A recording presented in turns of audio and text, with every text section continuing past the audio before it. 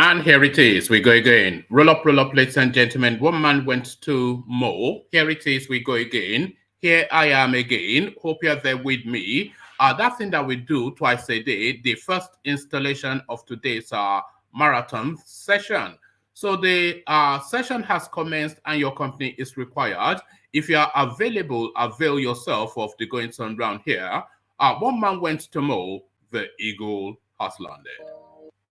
Another Savior, holy, holy, holy, holy, Adimebujuku. Another Savior, holy, holy, holy, holy, Adimebujuku. Well, this is Mobien. This is dedicated to the gallant heroes of the Nigerian Biafra War and IPO families all over the world. I remember the Nigerian Biafran war, in the thickness of the Biafra genocide. Hey, one man revived the vanishing hope to life. Let the great Biafran army to fight, and they were singing out, holy, holy, holy, holy, all the men will do is another Savior. They were singing out, holy, holy, holy, holy.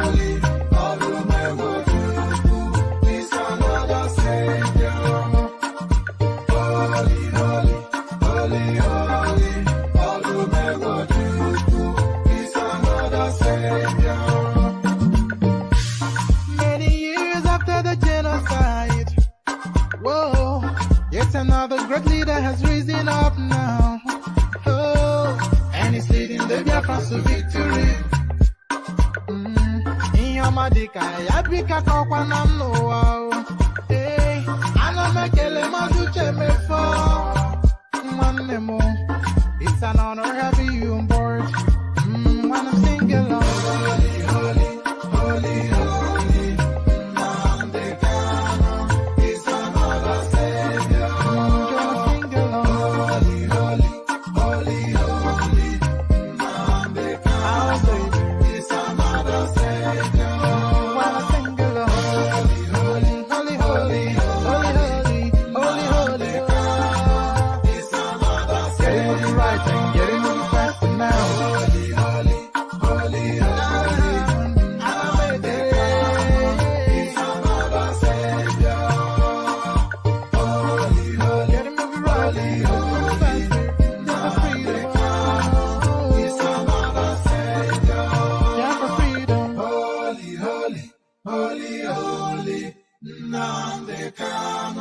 It's another Savior.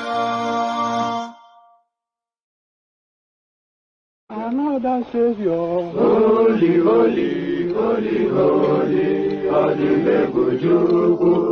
Another Savior, holy, holy, holy, holy, Adimebujuku. Well, this is Mobien. This is dedicated to the gallant heroes of the Nigerian Biafra War and IPO families all over the world. I remember the Nigerian Biafran war, in the thickness of the Biafra genocide. Hey, one man revived the vanishing hope to life. Let the great Biafran army to fight, and they were singing out, holy, holy, holy, holy, all the men will do.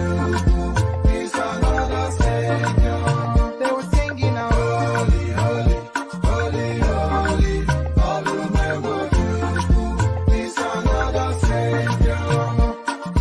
Holy, holy, holy, holy, all the men will do is another Savior. Many years after the genocide, whoa, yet another great leader has risen up now. He's leading the Biafrans to victory. In your madika, yabika kokwanam no. Hey, anamekele mazuche mefo. And there it, pardon me, And there it is right there, the Holy Holy song from the eastern parts of Nigeria. So Holy Holy, Nnamdi Kanu, their other savior. So Holy Holy, as guys, I bring you this. Perpetrators of Deborah's murder in Sokoto State must be quickly apprehended and prosecuted. So a lot of people have been complaining that they're not hearing voices of condemnations from the front runners of politics. But it looks as though now Osinbajo has broken ranks to speak. But then, of course, he had to wait for Buhari to take a position before he took his position. But this is now his position. Perpetrators of Deborah's murder in Sokoto State must be quickly apprehended and prosecuted. Yemi Osinbajo states his position. So that is Yemi Osinbajo's position, but this is the position of Sokoto State itself. Tension as Sokoto residents plus tension as Sokoto residents plan mass protest over arrest of Deborah Samuel's killers. So there it is right there. It's quite a thing. So as I've said all through the discussions around this particular topic, the Northerners, they not only see nothing wrong with the brutal and brutish way that this girl was killed, they actually also applaud it. This for them is an act that would guarantee the perpetrators al-Jannah. So it's something that they are clambering over each other to do. And even a senior functionary of Sokoto State says 99.9% instances this will recur. So this is cause for celebration for them. This is an alarming, aghasting tragedy in our eyes. So the chasm, I keep on emphasizing that chasm. There's a chasm between us and these people. There is no correlation in how we view life. So quite how and why we are one country, it's only in the lap of the gods. Atiku, why I deleted tweet condemning killing of students in Sokoto over blasphemy. So we'll read that out, and there's a little video clip that goes with that will play as well. So back to elections. 2023 election most significant for Nigeria, or is Osinbajo still holding the floor as he goes about campaigning for votes? So that is the position of Yemi Osinbajo. So I was going to bring you one other story, but maybe I'll delay that for a later session.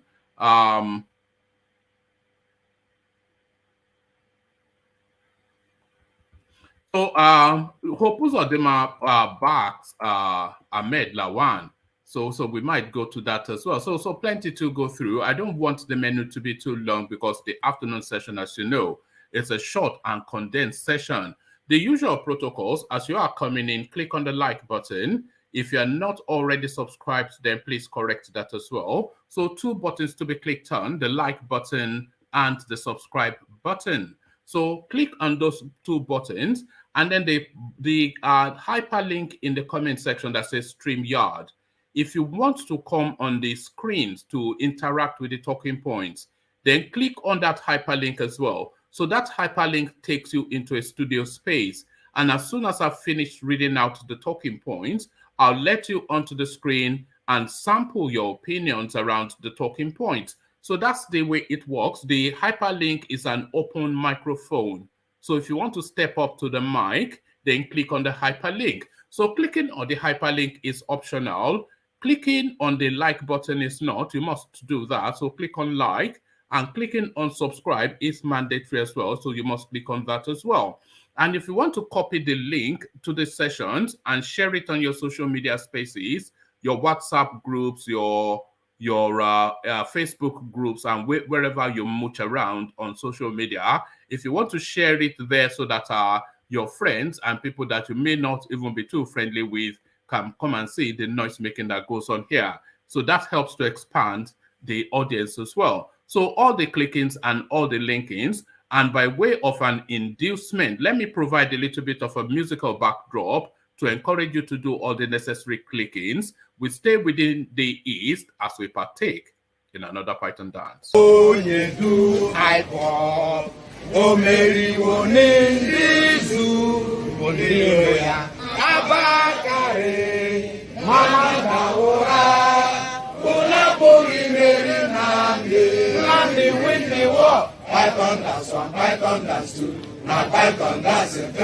Unapori Meri Nandi win the war. Python dance 1, Python dance 2. Na Python dance 3, Unapori Meri Nandi bu Onyedu iPod, Omeriwo n'Izu, Oniroya, Abakare, Mama Daora, Unapori Meri Nandi win the war. Python dance 1, Python dance 2. Now Python dance 3. Unapori Meri Nandi win the war. Python dance 1, Python dance 2. Now Python dance 3. Unapori Meri Nandi win the war. Python dance 1, Python dance 2. Now Python dance 3. Unapori Meri Nandi win the war. Python dance 1, Python dance 2. Now Python dance 3. Unapori Meri Nandi win the war. Python dance 1, Python dance 2. Now Python dance 3. Unapori Meri Nandi. So there it is right there. They continue to insist in the eastern part of Nigeria that Nnamdi Kanu has indeed won the war. I was going to say win the war there, but Nnamdi Kanu has indeed won the war. So Nnamdi wins the war as our guys. I bring you, pardon me. So Nnamdi wins the war as guys. I bring you this. Tension as Sokoto residents plan mass protest over arrest of Deborah Samuel killers. So that is the response then to the gruesome killing that was filmed and advertised as virally on social media and was shared virally on social media. The atmosphere in Sokoto State is currently tense as residents have scheduled time to embark on a mass protest over the arrest of the suspected killers of Deborah Samuel. Correspondents had reported earlier that the female student of Shehu Shagari College of Education was horribly beaten and burnt to death by some Muslim fanatics for allegedly insulting Islam's prophet Muhammad. The young lady, said to be in her 200 level at the institution, was attacked after she condemned religious posts by her Muslim coursemates in a WhatsApp group meant for sharing academic materials. Her action was declared blasphemy by the Muslim faithfuls, who went to her hostel to beat her to a pulp before setting her ablaze. The developments has attracted the attention of religious leaders, government officials, and the general public. In response to the incident, the State Police Command said 2 suspects had been arrested and taken into custody. According to the Sokoto State Police spokesman, Sanusi Abubakar, the mob overpowered the campus security before killing the female student and setting her remains on fire. However, whilst major stakeholders are trying to ensure the situation does not erupt further damage, a leaflet obtained by correspondents on Saturday, written in Hausa, invited Muslims to come out en masse to protest against the arrest of the suspected killer of Deborah. The leaflet carries a schedule of the protest starting. The leaflet carries a schedule of the protest stating clearly their aim. So let me actually share this screen because there's a photographic capture of that leaflet. So here it is right here. So there's a photographic capture of that leaflet, and for the Hausa speakers within the platform, there it is right there. Gayata, and whatever it is that they are saying in their or language. The leaflet carries a schedule of the protest, stating clearly their aim.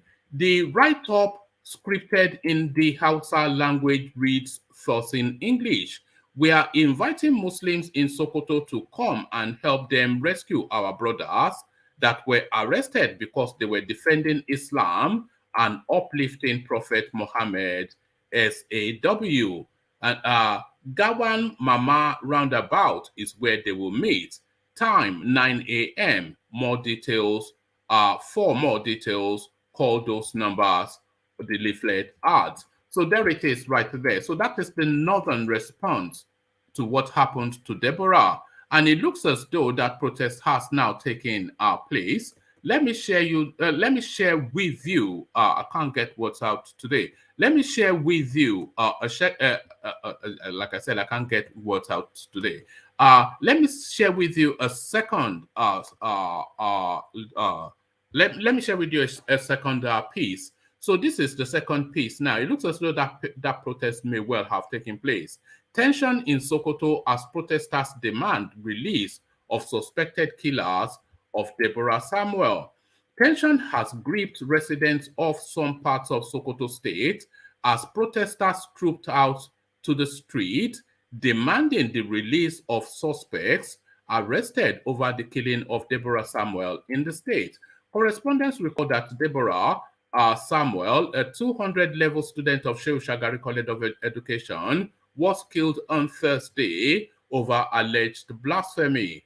The protesters, who stormed the streets in large number on Saturday, wielding placards with inscriptions such as "Release our Muslim brothers," "Muslims are not terrorists," amongst others. Details to follow. So here is the so this is where I'm sharing the screen with you. So that's the protest taking place now in support of the gruesome killing of that young lady. So you can sort of make out the posters. So you can see RE something. So you can see somewhat the word "release" roundabout where my cursor is there, and then Muslim something. So that's the protest right there, and that is the response of the North to the condemnations from the South of the gruesome killing of this Christian girl. So that is the Nigerian chasm right there. It always the case. This is not an aberration. This is a daily diet within the Nigerian space. So a daily diet within the Nigerian space, and we stay still with Deborah. Perpetrators of Deborah's murder in Sokoto State must be quickly apprehended, prosecuted. Vice President Osinbajo. Vice President Yemi Osinbajo, who is also a presidential aspirant under the platform of the All Progressive Congress APC, has said the gruesome killing of Deborah Samuel, a 200-year, a second-year rather, student of Shehu Shagari College of Education, Sokoto State, for alleged blasphemy, is deeply distressing. Osinbajo said this while speaking with newsmen after he arrived in Abuja from Uyo, Akwa Ibom State on Friday at the presidential wing of the Nnamdi Azikiwe International Airport, Abuja. The vice president praised the Sultan of Sokoto for condemning the incident. He said, "Let me say that first, the president has reacted to this in a statement which was issued earlier condemning the action. I must say that it is a deeply distressing thing, very disturbing, such an atrocious killing of the young lady by a mob who took the law into their own hands. I think it is very unfortunate. The swift reaction of the Sokoto state government and also the Sultan of Sokoto is highly commendable. I think that their swift reaction to the situation demonstrates the outrage of millions of Nigerians and also the desire of everyone to ensure that the perpetrators are quickly apprehended and prosecuted." So they have been apprehended, but will they be prosecuted is the thing. Because it shouldn't be a task to apprehend them, because of course they are not shying away from the law by demonstrating this atrocity just in video capture. So it's not as though it's something that they are doing in secret. and it is not as though they are recoiling from repercussions. But then, of course, what will be the consequences, if there will be any consequence for their action, is the thing. Knowing the Nigerian space, don't hold your breath in expectation, because we have seen several instances like this, incidents like this. It happens. The whole place is aghast and outraged. They pretend to arrest some people, and within 10 seconds, those people are back on the streets. So you expect, especially now with this push that we're seeing from the north, that the perpetrators should not be prosecuted or should not be vested upon by law. So there's no real expectation that there will be any consequence for this. And OSINBAJO, of course, he waited for Buhari to take a position before he could take a position. So how much credit or bravery are you according to him is the thing. Because he had to wait for Buhari's position before he took a position. So that is OSINBAJO, though, taking somewhat of a position, but is that position sufficient enough for him to get the credit is the thing. I would suggest no, but what would you suggest? So let's go on from there to actually article now. Why I deleted tweet condemning killing of student in Sokoto over blasphemy. Atiku Abubakar defending his act, a lot of people will say, of cowardice. Former Vice President of Nigeria, Atiku Abubakar, on Friday explained why he deleted a tweet condemning the lynching of a student of Shehu Shagari College of Education, Sokoto, over blasphemy against Prophet Muhammad.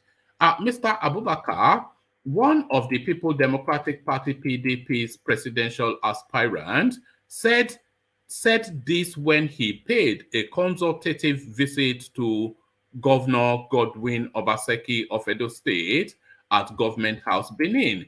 The News Agency of Nigeria reports that Mr. Abubakar had earlier reacted to the killing of Deborah, who was lynched by her classmates over accusations of blasphemy.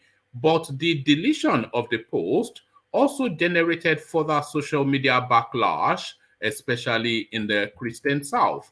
According to Mr. Abubakar, every tweet has to get my expressed approval, but this one did not, so I asked them to take it down.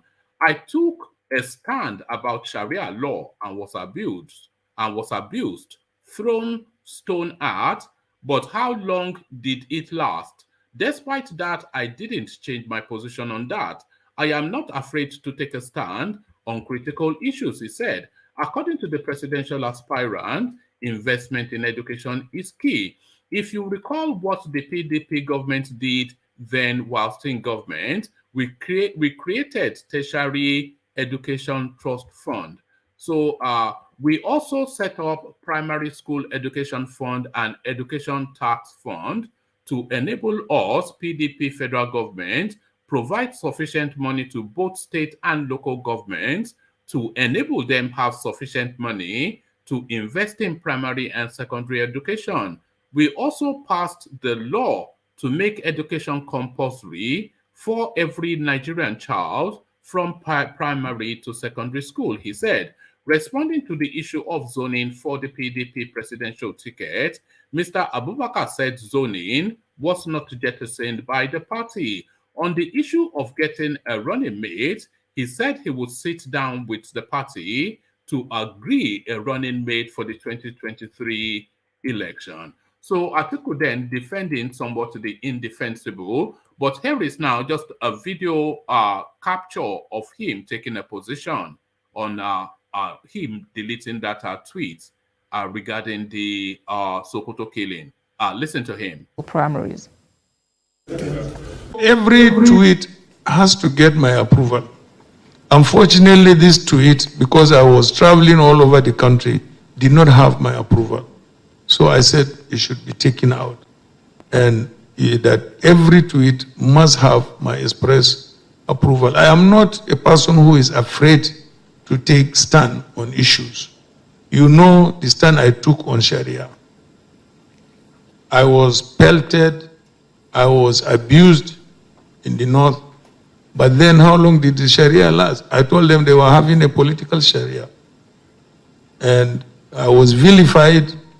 They threw stones at me. There is nothing they did not do. That did not make me change. So that's article right there defending his position somewhat. I'll say he's somewhat damaged, but how damaged has he been by that deleting of that tweet? Because that speaks very much to the character of the man. This is what a lot of people feel. So from that to this, 2023, Governor Uzodinma's team, 2023, Governor Uzodinma teams up with Senate President, submit Lawan's ruling party APC nomination form. So Uzodinma, at least we know where the Imo delegates are going then in that presidential primaries. The Imo State Governor, Hope Uzodinma, appears to, pardon me, so Peter Obi, like I said, a game over for him somewhat. No, but I think he's APC, so that might not apply. The Imo State Governor, Hope Uzodinma, appears to have shifted grounds on the clamor for Nigerian president of Southeast extraction in 2023. Uzodinma on Friday joined the Yobe State Governor and former chairman of the All Progressive Congress APC Caretaker Extraordinary Convention Planning Committee, Mia Malabuni, to return the completed presidential nomination form of the president of the Nigerian Senate, Senator Ahmed Lawan. This is as the screening of presidential aspirants starts on Saturday at 3 different hotel locations in Abuja. According to correspondents, Uzodinma and Buni led a large team that included senators and senior party officials to return Lawan's forms, despite the fact that many aspirants from Uzodinma's Southeast geopolitical zone had picked forms to contest for the party's ticket.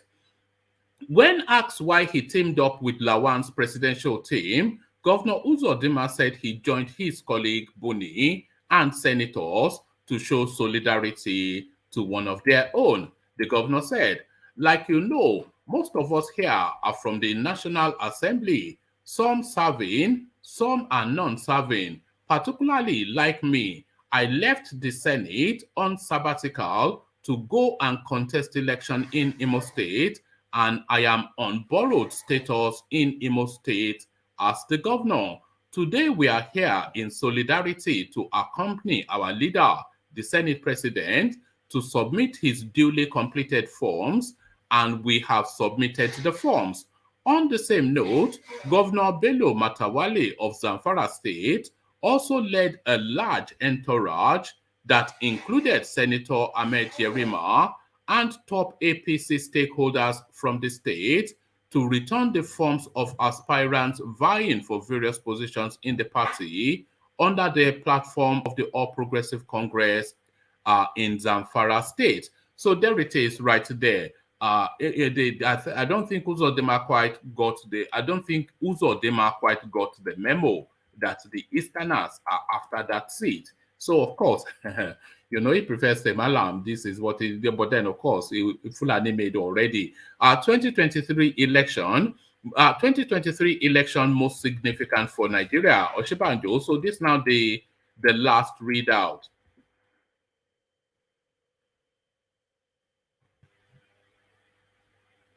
As Akwa Ibom monarchs described Vice President as a symbol of unity, love, /love, I will give my best.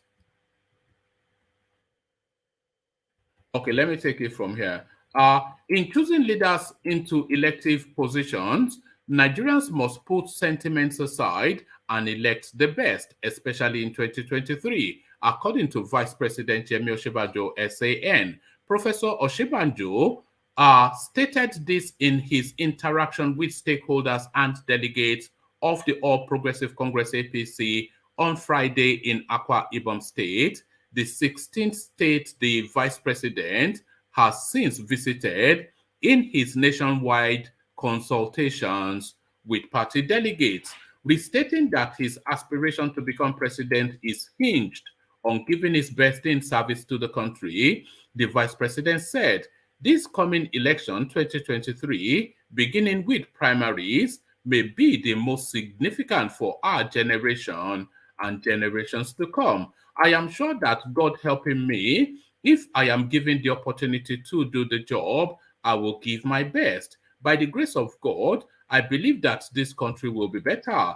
Each and every one of us will know that difference. Professor Osinbajo added that he chose to offer himself in service to the country as president come 2023 because of his firm belief in and dedication to Nigeria's great future and destiny, calling on delegates and Nigerians alike to partner with him to make the country better. The vice president added, what I am offering as an individual is a commitment to developing this nation in the way that other nations of the world have been developed, the pace that other nations of the world have been developed. The vice president's presidential aspiration has continued to garner commendations both from party delegates and stakeholders, including traditional rulers, state governors, and prominent individuals and politicians. Prior to his meeting with the APC delegates, the vice president had, on arrival in Akwa Ibom State, received a warm welcome at the airport from the state governor, Emmanuel Udom. He was also accompanied by a former deputy governor of Akwa Ibom State and former MD Niger Delta Development Commission, Obong Ekere, Senator Ita Enang, amongst other senior state government officials and notable political leaders. As is now common with the vice president's trip, he also received a robust welcome from large crowds with dancing and singing by traditional troops, whilst waves of excited support groups and residents, some hoisting large banners and flyers showing support for the vice president's aspiration to become president, lined the roadsides and curbs. The vice president acknowledged the cheers as his convoy drove into the state capital, Uyo, where he first paid a courtesy call on members of the state traditional council of chiefs, who were led by the council's president general, who is also the prominent ruler, His Eminence, I won't attempt his name, Dr. Solomon Utuk. The vice president, who formally informed the council of his intention to run for president in 2023, thanked the council for the warm reception and hospitality. In his remark, His Excellency Solomon Utuk described Professor Osinbajo as a cherished one who is cherished wherever he goes, adding that the vice president is a symbol of love, peace, and unity of this country. The vice president is a cherished personality. He is cherished at home, cherished abroad, and cherished everywhere he goes. He is a good friend of the state. He is also here with us. What I want to say on behalf of the Akwa Ibom State Council, State Traditional Council, is that the Almighty God that knows the beginning also knows the end. He knew you before you were born.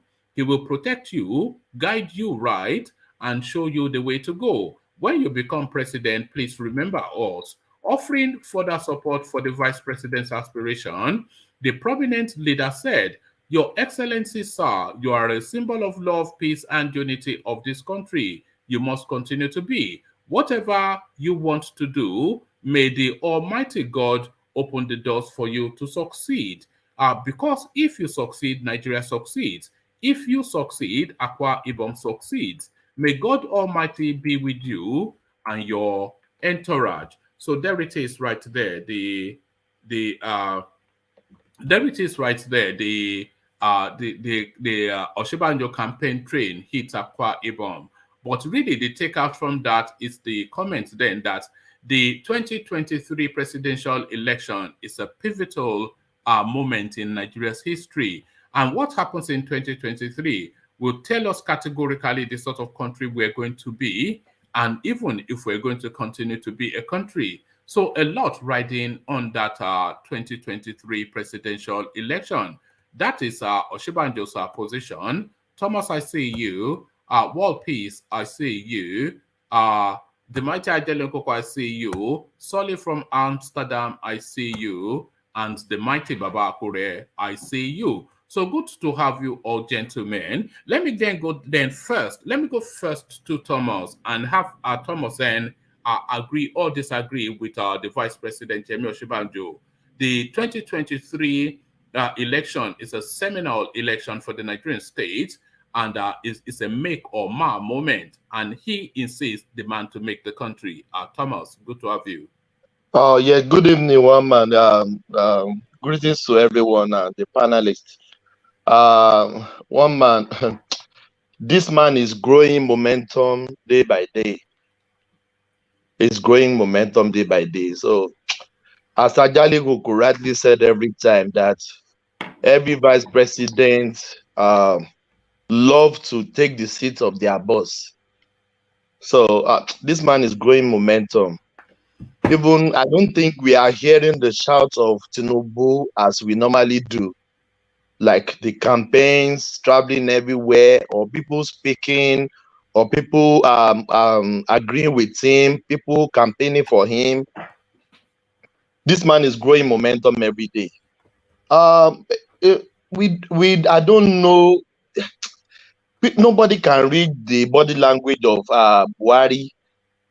We don't know who is the anointed one. But to me, it's looking like as if maybe Buhari, he has the backing of Buhari. It's just my opinion. Because for the man to be traveling around, look at the reception you read now that they gave him. Everyone is backing him up. Even if they don't like him, they will welcome him anywhere he goes. Because presently he's still the vice president. The power is still there. The power is still there, but we don't know the anointed one that Buhari will pour the anointing oil on. But let's just see what we play out in their primaries. But I think he may have the backing of Buhari. Some people are suggesting Amechi. I don't see Amechi. To me, that's my opinion. I don't see Amechi as the anointed one to Buhari, because Osinbajo is there. He's in the Aso Rock. He knows everything. He knows whereabouts. He knows everything in the Aso Rock. It's one man. This man, it could be the anointed one. One man. Abi, what do you think? I don't. Well, to Osinbajo's assertion that the 2023 election is going to be a pivotal moment in Nigeria's history, an important moment, a seminal moment. So do you agree with that? Do you understand why he's saying that? Do you agree with it? And what is your understanding of that? That 2023 is going to be the most significant election yet in the history of Nigeria. So do you agree with it? And what is your understanding of it? Yes, I agree with him. I agree with him 100%. It's gonna come like a surprise to everybody. It's gonna come as a surprise to everybody. Even their primaries is gonna come as a surprise to everybody.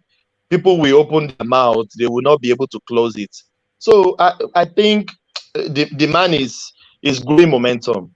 With all we saw on social media, shouting for him, people campaigning for him. Even I think what he means by that is that it's a crossroad election where the country can either go in one direction or another direction.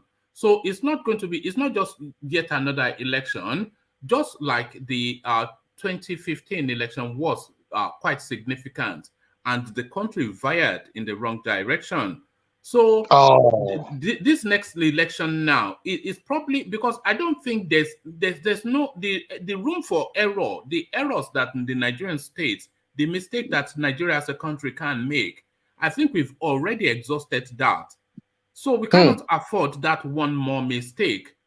And that one more mistake can either be 2023 or 2023 will be the moment that we finally get it right. So that is the significance that I think is indicating that, you know, we cannot afford another error if we don't get it, because if we don't get it right in 2023, then that ends everything, a lot of people would say. Yes, woman, you are 100% right. The woman, what baffles me most, everyone in APC campaigning, even though we know they can't get there, they are speaking, they are not speaking directly to Buhari, but indirectly in their utterances, you can see that this man has failed. They can't tell him to his face, but with their campaigns, with their manifesto, all of them, Igige, all of them, I listen to all of them, channels, Arise. You can see everything they are pointing to. It look like they are saying this man has failed, but they don't really mention Buhari's name. But with the handwriting on the wall, it's very glaring to everyone. So as you rightly said, you are right. You at least you translate that very well, because when we get it wrong, 2023 is gonna take another 16 years or 8 years in this with this bad administration. And I hope and I wish, and I will not pray. I will not pray. Prayer will not solve our problem. Action is what will solve our problem. We have prayed for so long, for 60 years we have been praying, but action now will solve our problem. But who will solve our problem, we don't know. But I hope Nigeria will choose right this time around. This is my submission, woman. Oh, all right, thank you, Thomas. So, Thomas, let me take you then to the space. Sokoto State, the residents, they scheduled a protest, which is now apparently ongoing, insisting and demanding that the people caught for stoning to death this young girl, they be released because they were defending their faith and their prophet. So this is their position. The rest of the country, or should I say the southern part of the country, they are aghast by this going on. So this is now the position now. And we know the template of the North. Very quickly, they will overrun wherever these people are detained. They will burn the building down and rescue these people and take them away. So because they've done this several times before. So this is their position. They're protesting in the North in support of the perpetrators of the Deborah killings. Woman, it's very disheartening, very barbaric. You rightly said before, the two sections we've had, that these people will get away with this crime, and this is what is playing out here now. So if people said this, we are different in the South, woman, have you ever heard in your lifetime that somebody were killed in the South, maybe making jest of Jesus Christ, or making jest of Muhammad, or making jest of... No, I've ever heard that. At least I'm in my 40s now. They do that in the motor parks. You know, you see people in motor parks criticizing Jesus Christ, ringing bells. People just walk around them that look at this. They don't want to. They just bracket them as mad people. That look at it. Yes, you know. People go on they don't even hear them. Never mind getting angry, or you know, they don't even hear it. They just think that's some mad person talking, making noise. People go by their business. They don't care. One man, this is not the first time a redeemed pastor lady was lynched to death some years ago. I don't know, maybe you know this. An old woman in his 50s or 60s was preaching in the North. He was lynched to death. One man. This is not the first time. Let's forget that they did this thing because of religion. Let's forget that they did this thing because of anybody. These people are mass murderers. That's what they did. It's not mass murder now. It's only one person that was killed. But they are murderers. And they did it en masse. If you look at the facts, that's what they did. A group of men gathered together to murder a woman in the most vicious way possible. One of the most vicious way possible. But they now want to use, oh, we did it because of this, we did it because of that. You are murderers. You are all murderers. Why are the Christians in the north protesting as well? Because they will get No, you want Christians to be protesting in Sokoto. My Then brother. that mass murder that Solly was talking about will be instantaneous. No, but one man, Khan Association has spoken about it and they've demanded prosecution. Yeah, they can demand all they like, but how many demands? Are you not a Nigerian? We see this thing all the time. Now they do this act of barbarism. Everybody threatens fire and brimstone because we're so aghast. They ignore you and just life carries on. They'll just ignore you now. What can you do? Nothing now. But one man, this is creating awareness that the country needs. You were not aware before. No, one man, most of the country was not aware. All these things that is happening in Nigeria to most people is brand new. All right, it's been happening for maybe it's a generational thing. Yes, but the majority of the population is brand new.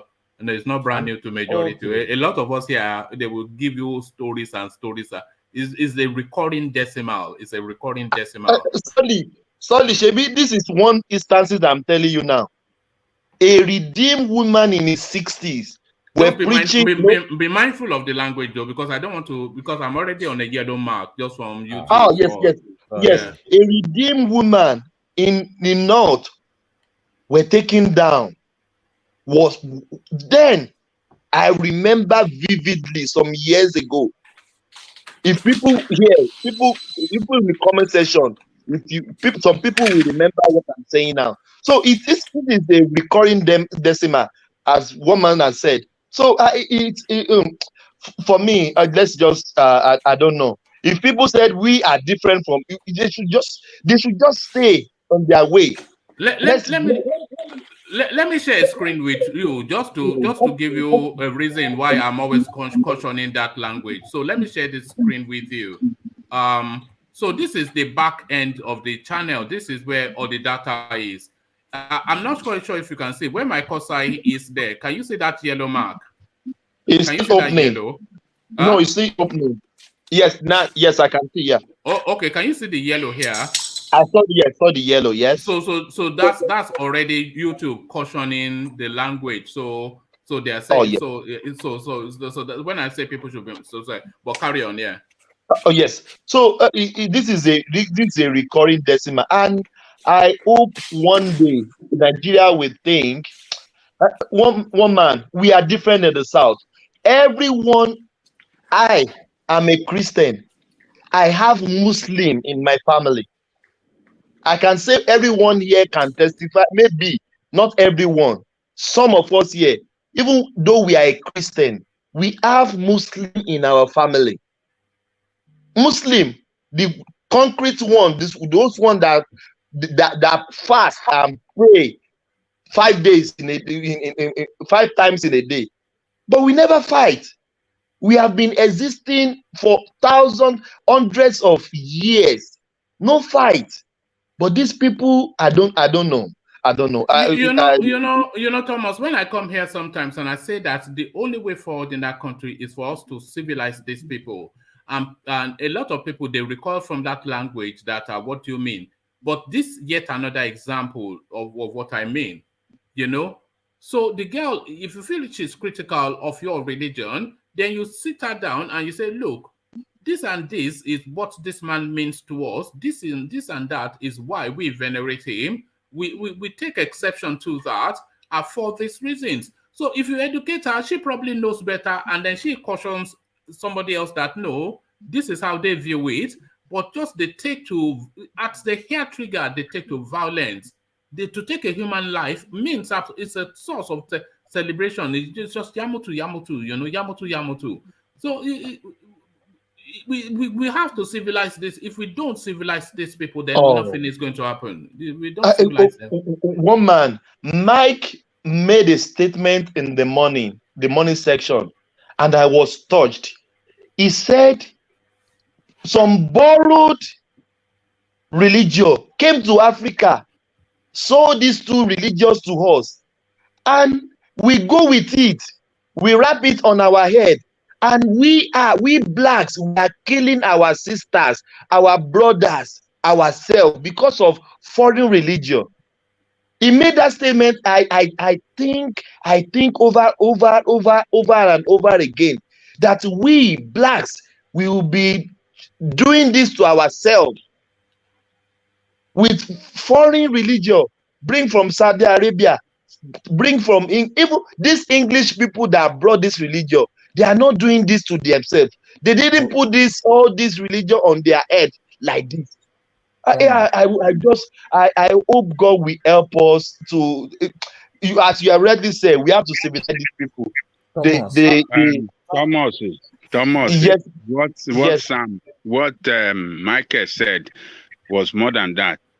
He was mentioning about the prophet, that Jesus Christ and Prophet Muhammad does not look like us in the first place.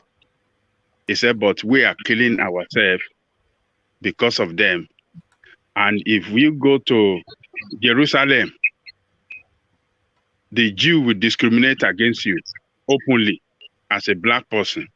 If you go to Saudi Arabia, the Saudi will discriminate. They don't like you there, they will discriminate against you openly.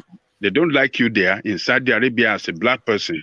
And in Jerusalem, they don't. But you people are killing yourself here because of them.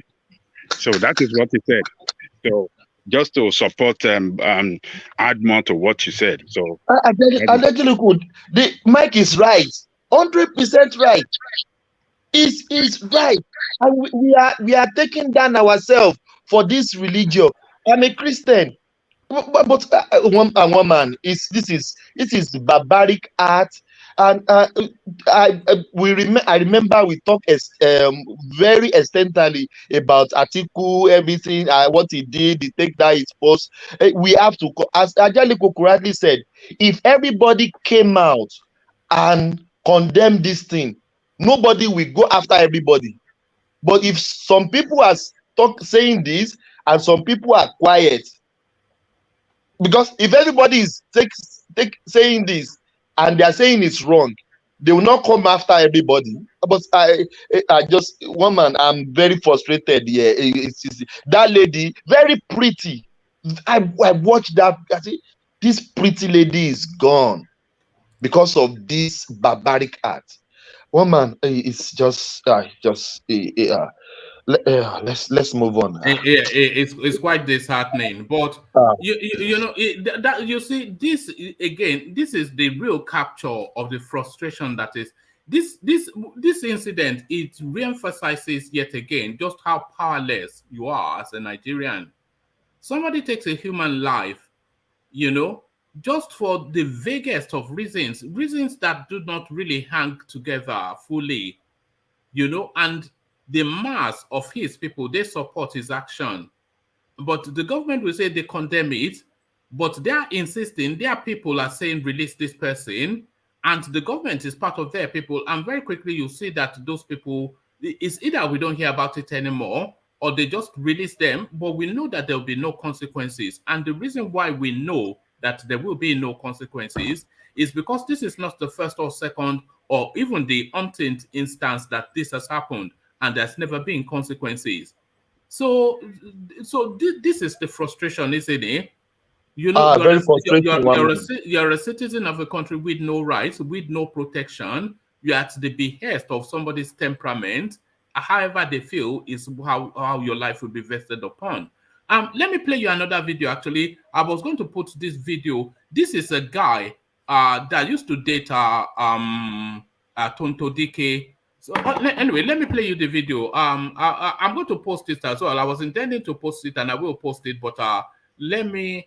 Okay, no. So let me play it for you. This just tells you the frustration of the Nigerian space. So this guy now, he has built a house that somebody wants to buy. He refuses to sell, and this is the consequence. Everybody are still building. So I don't know where they got this order from. I don't know where this authority came from, but I will get to the root of this matter. Look at my house. Everywhere. Look at my cinema room. This is my cinema room. See my cinema room? Scattered. I spent over 700 million in building this particular building. Over 700 million that I put in this project. You know, I paid everything that I need to be paid to the government. Bros, thank you. Sorry. I paid everything that need to be paid to the government before I started this project. Just of it suddenly, because I refused to sell my property, it now become a crime. That somebody will just wake up and order that according to what the man told me, say it is the FCT minister that gave the order. I just want the world to know what is happening. That the FCT, I've told them to evacuate all my property from the place.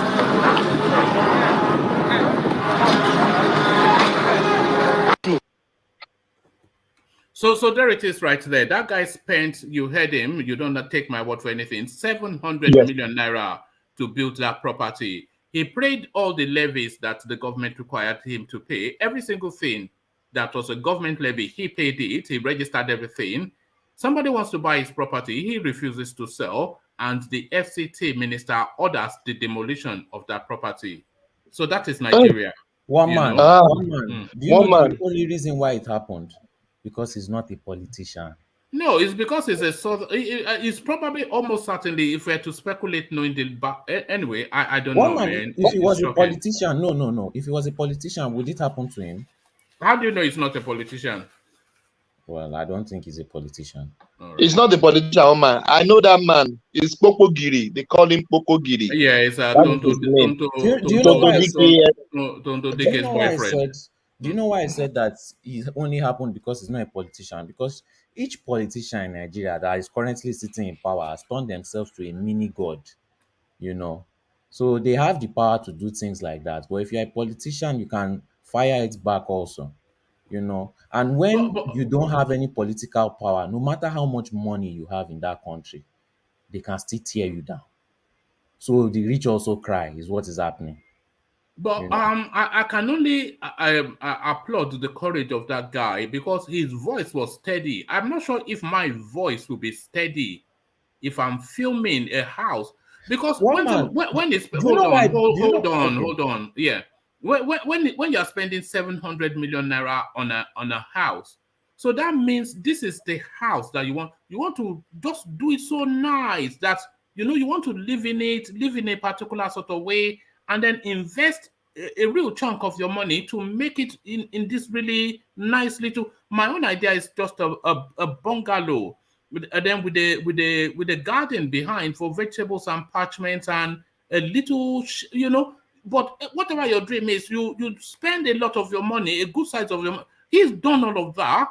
It made sure that he complied with all of government levy, so that there is nothing at all around that house. So he can just come in at peace, take his shirt off and flex and say, look at what I have done. And because he refuses to sell it to some mala, another mala tells them to go and tear it down. This is it. It's a lot. His voice is calm, probably because one, his money is legit, or two, the house is probably not a large chunk of his net worth. How much is 700 million? Isn't that just like $1 million? Just $1 million. One man. Can you write a check for $100 where you are? Can you write a check for $100? But outside Nigeria, are there not plenty $1 million houses? So it's something very common. So $1 million just because he built it in Nigeria does not mean anything. He could have bought it abroad. It's very little of his net worth. He can get that money back, but he's confident because he can fight them back because his money is legit. He believes he can do something. He's not scared. Fighting them back is it really doesn't mean anything, because do you know what it takes to build a house? Not the spend of the money, the constant battling with contractors, saying, no, I wanted it to go that place, tear this wall down. The stress. One man, that is the effort, the labor of love. I understand, but one man, that is if you put emotion into doing something like that. If I'm You doing don't something put like emotion that, into building a house. because I know You don't life. put emotion into building Life, a house. no, You because I know don't. life. Okay, hold on. No matter how much you have, Can everything you can be hold on? taken away Can from you you in hold one on? day. Can you hold on, please? Baba Kore, you've just recently completed a building in Kore. Was that an emotional experience? We can't hear you. Hello? Yes. Because in fact, there is a project we are doing right now, even back in the same in Ondo State. So I had to spend a lot of time. In fact, sometimes you go crazy. It is just that you are not, maybe I don't know if any of you really involved directly, because you give somebody money. Okay, do this project for me, and they go to Orioke. They left the job undone. And you start calling, even you even regret of why did I even give it to somebody. I was still calling somebody yesterday about the solar they did for me. You know how long I've been calling about this solar? Because I was there in December, it was not working properly, and I said, oh, they have to remove it. And you know how much I've already paid on top of that again, and up to now, they have not rectified it. So it is there's a lot of attachment, a lot of stress, a lot of things that go on with it. Doesn't really matter how much you have. You might have billions of naira or dollars. Once you are involving, it is what you are doing. It is going to take a lot from you. Let alone somebody who built the house. Imagine when you then get that thing right, and then some person says it's a government. Yes, He wants to come and that is what I'm saying. That's what I have to bring it. Yeah. Then somebody took his time now. Do you think 700 million is small money? It's not small money. Even with this politician that they dishing 100 million, you think 700 million naira is shaking change money? That's a lot. You know how much stress this guy has to go through before he can raise that 700 million? It's not easy. It is not easy. Even if you want to go to court, now and fight it, don't you know how many years they will be battling it back and forth? Even if you win the court case, they've destroyed your house now. It's not going to get value for that house because everything is just multiplied by 2. Babakure, speaking on your solar, this thing, what was the problem? What's the problem they're telling you? They brought 2 batteries. Though I was there in November, December. You use it for maybe for 6 hours, and everything the thing pack up. It won't turn on again until. What kind of battery they give to you, lithium or gel? Well, I don't know, but what they brought dry cell, 2 dry cell. Okay. Do you have a converter? And apart from inverter, you have converter? Which one is converter? You have inverter, then you have a converter, you have a meter. Most people in Nigeria don't have converter. That's the problem they always have. So you kill the battery. The solar will kill the battery because the meter is supposed to stop the.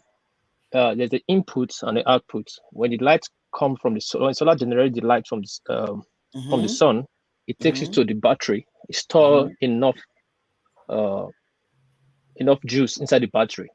Then it takes it back again, become AC that you have to use inside your house, alternative energy current.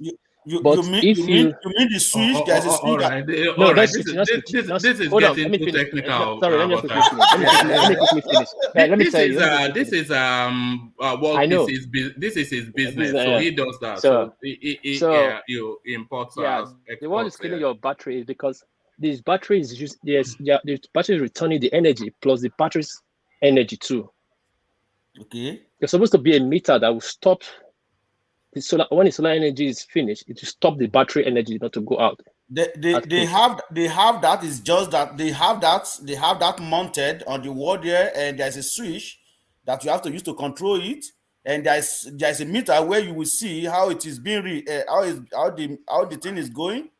They connect that with the what?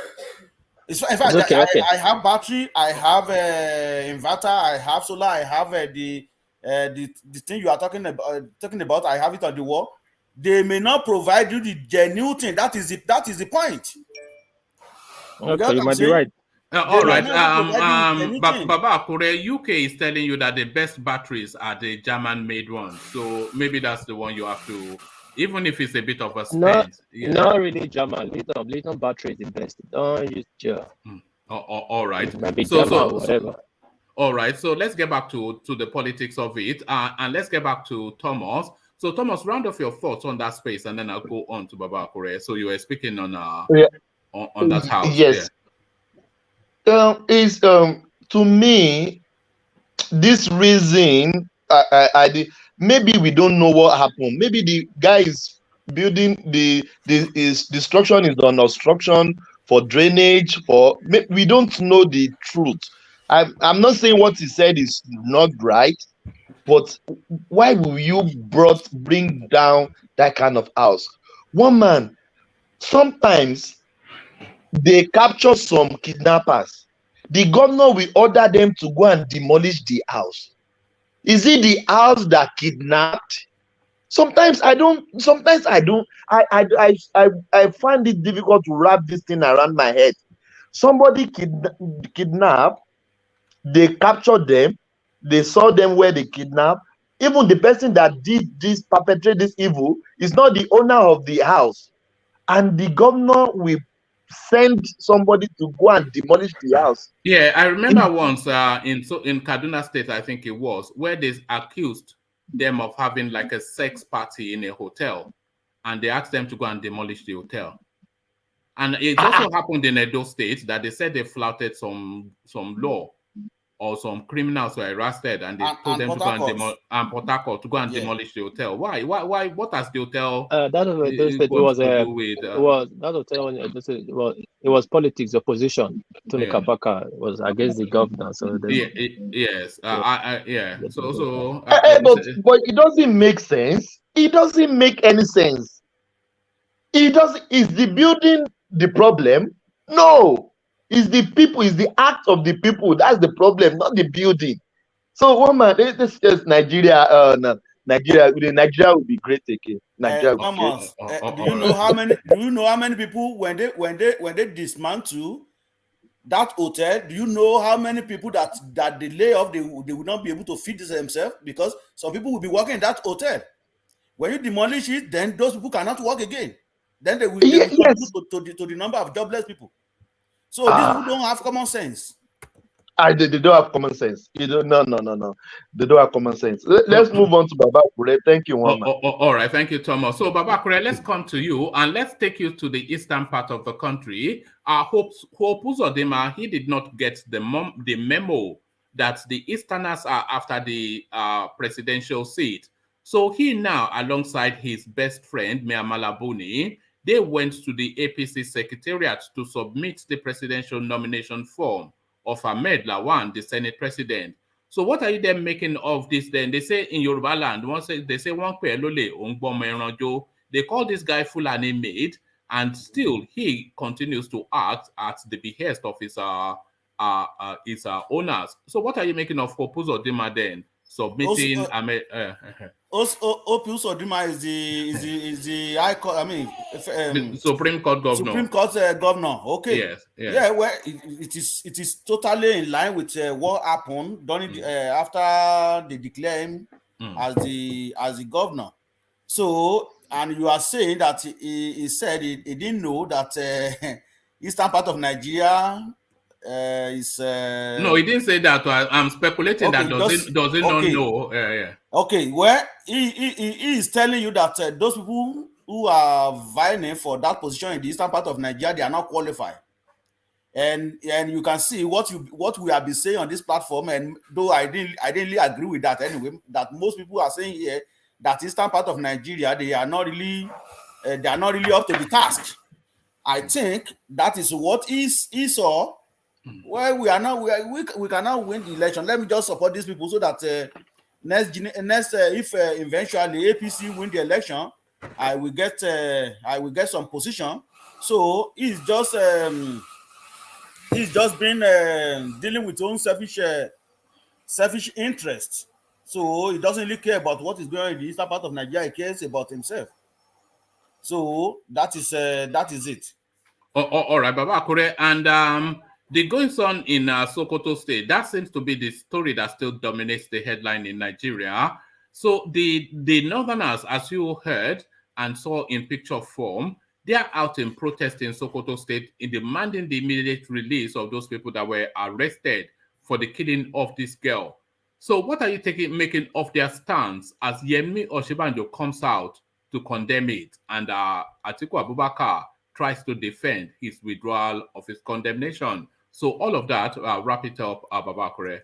Well, let me. It is very barbaric, the act, because honestly, sometimes when I just think about it, put myself in that position, even seeing the picture of that lady on Facebook, on everywhere, I just look at it. In fact, it is very, very barbaric act.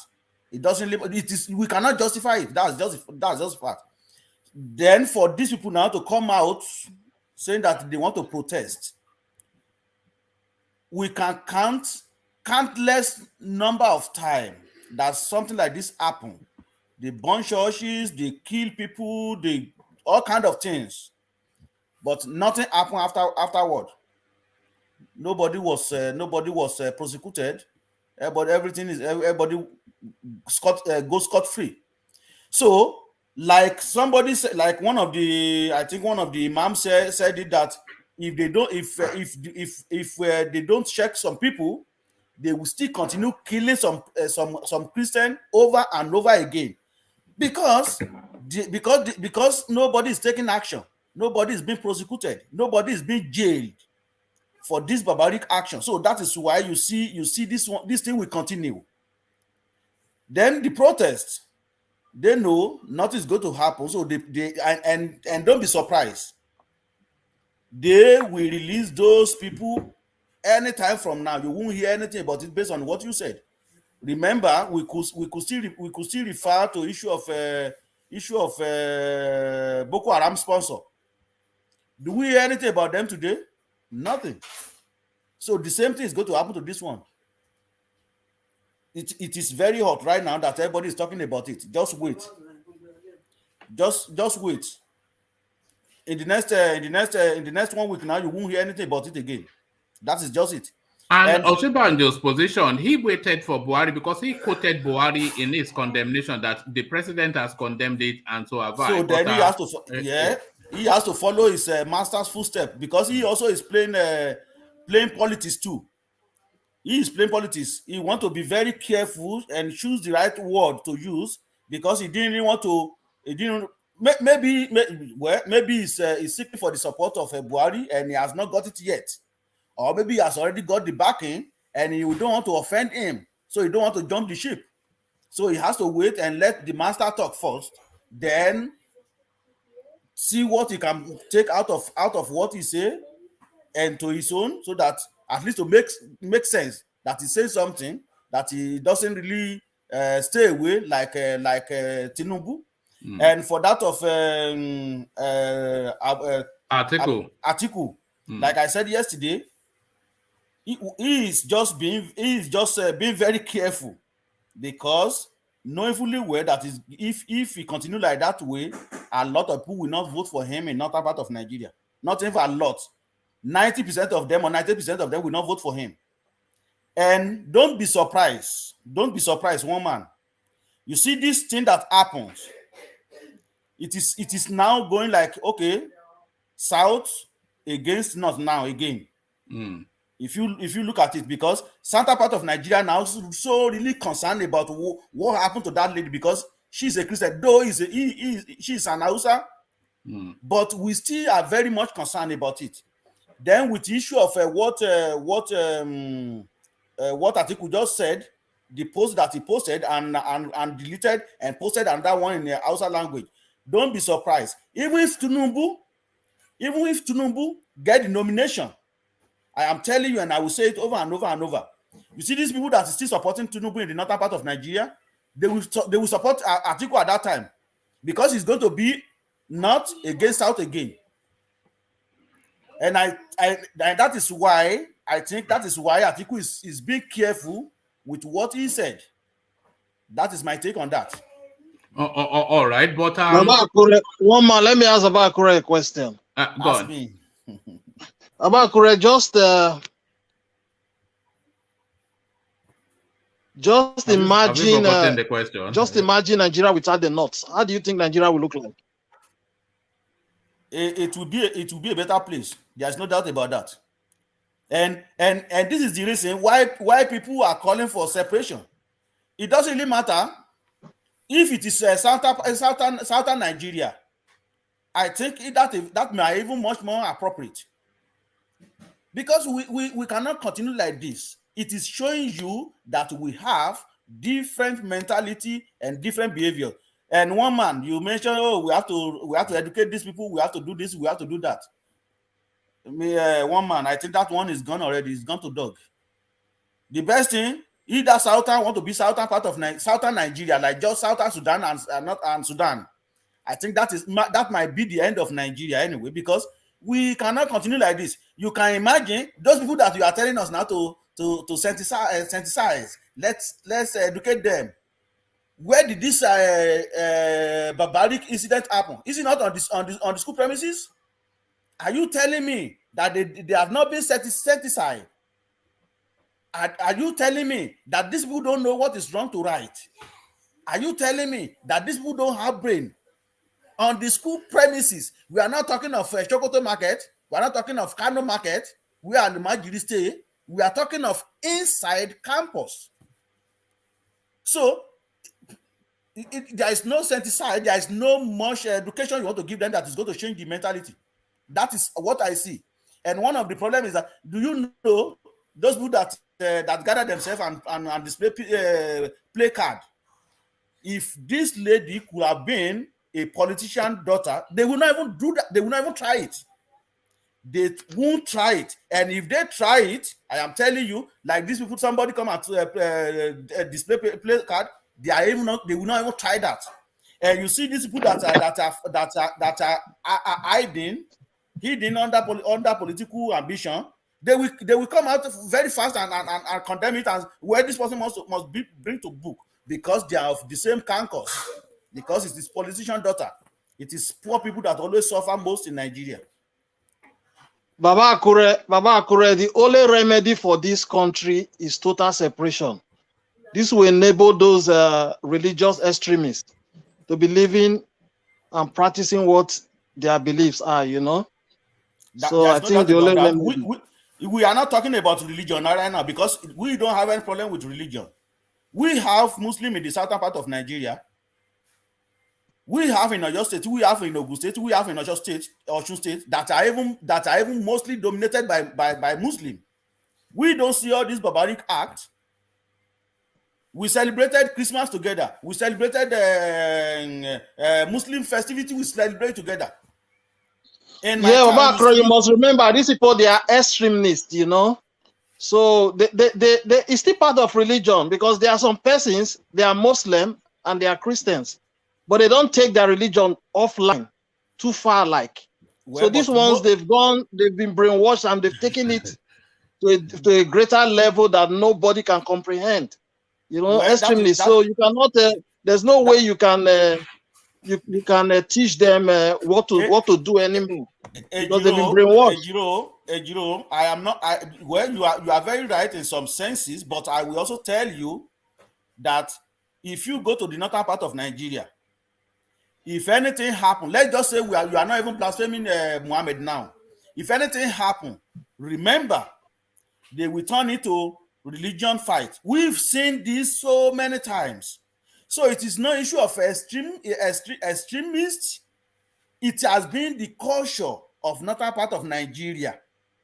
We have seen a lot of things that happens in Jos, Kaduna, all over just like that, where they burn churches just because of little things. Anyway, Baba Akure, the beauty of this whole thing is, thank God, no one will live forever on this earth. You know, you are happy. They are happy today. They took away the life of somebody else painfully, unlawfully.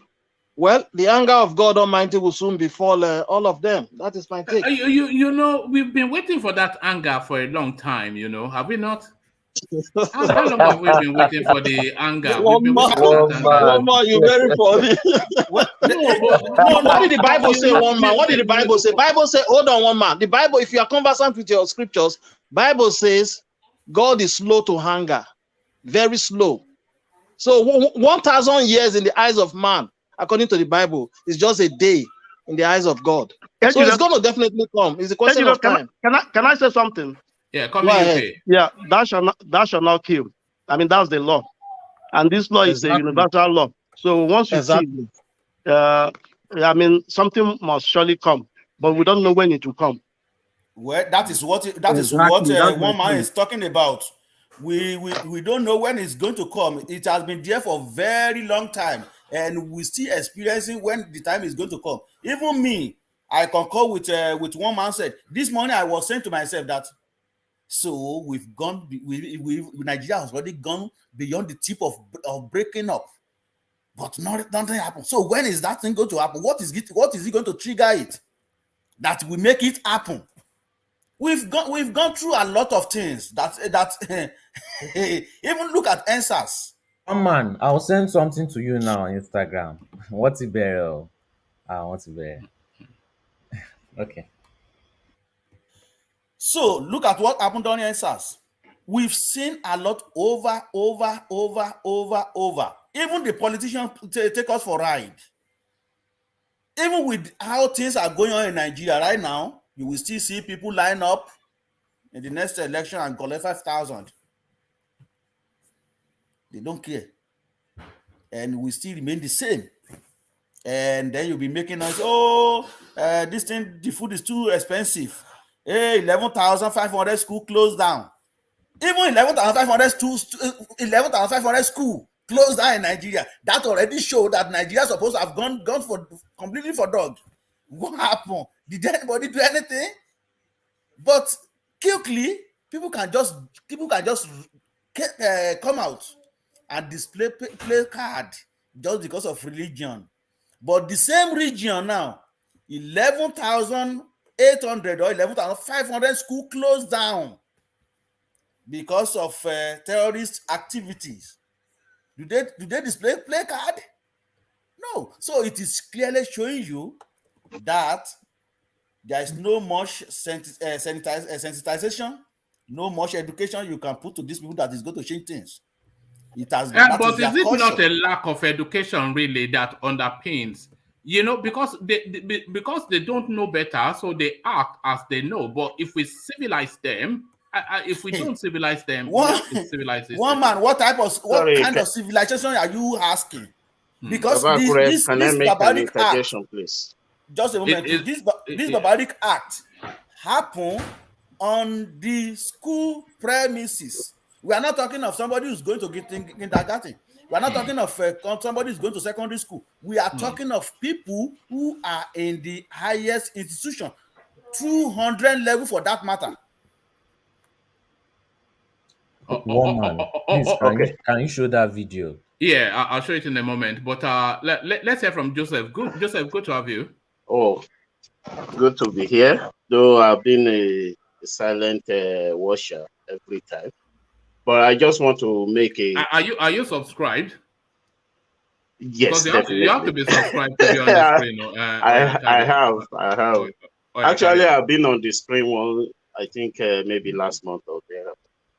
Okay. So regarding the issue of the killing, taking down this lady, to be factual, if you have not lived in the north, you will think it's easy to change them. It is easier than done. I was living in Kano. Kano was like my second home. And in fact, the educated among them are the most vicious ones because they use them to perpetrate this evil. One person can be feeding about 200 people.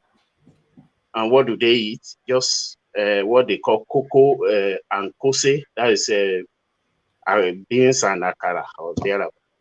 And once they say go, they only hear go. They don't hear call. In 1991, when Rehad Bonke came to Kano, you know how many people died. I was in Kano that time. So their own is not religion alone, but culture. It contributes a lot because they are short with short fuse rather. When I was serving in Kano, if you go to Malam and you want to buy meat as a man, you better not price it anyhow. But when a lady goes there, in fact, there's no the amount of bargain they will sell it. So when we're there, we got that idea, and every time we want to buy meat, we send a lady. But if you're a man and you go there and price it anyhow, you may be in trouble.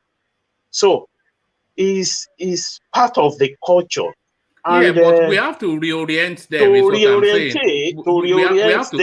We have to civilize them. Yes, but to reorient them, if they are willing, and the leaders there, they are not willing, they will resist. We don't have to vehemently. pump mass education. We have to pump mass education. Yeah, I will give you an instance. Hold on, this was what Awolowo said, and it's still what. Yeah.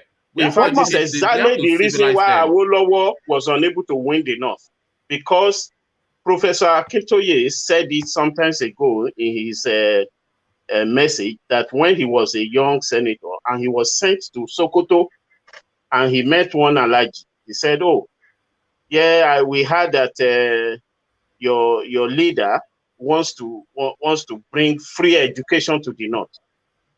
Does he know that we don't need this?" And with that campaign, there is no way he can win here, because we need these children. That once they are educated, then their eyes will be open. So what are we saying? Since from day one, they have known this, and because they practice a kind of feudal system, they will not allow that to happen. If it's only just the riffraffs, the Almongeries alone, it could have been better. Look at Jonathan, all the schools that he did for them, Almongere schools, which of them is functioning now? Almost none.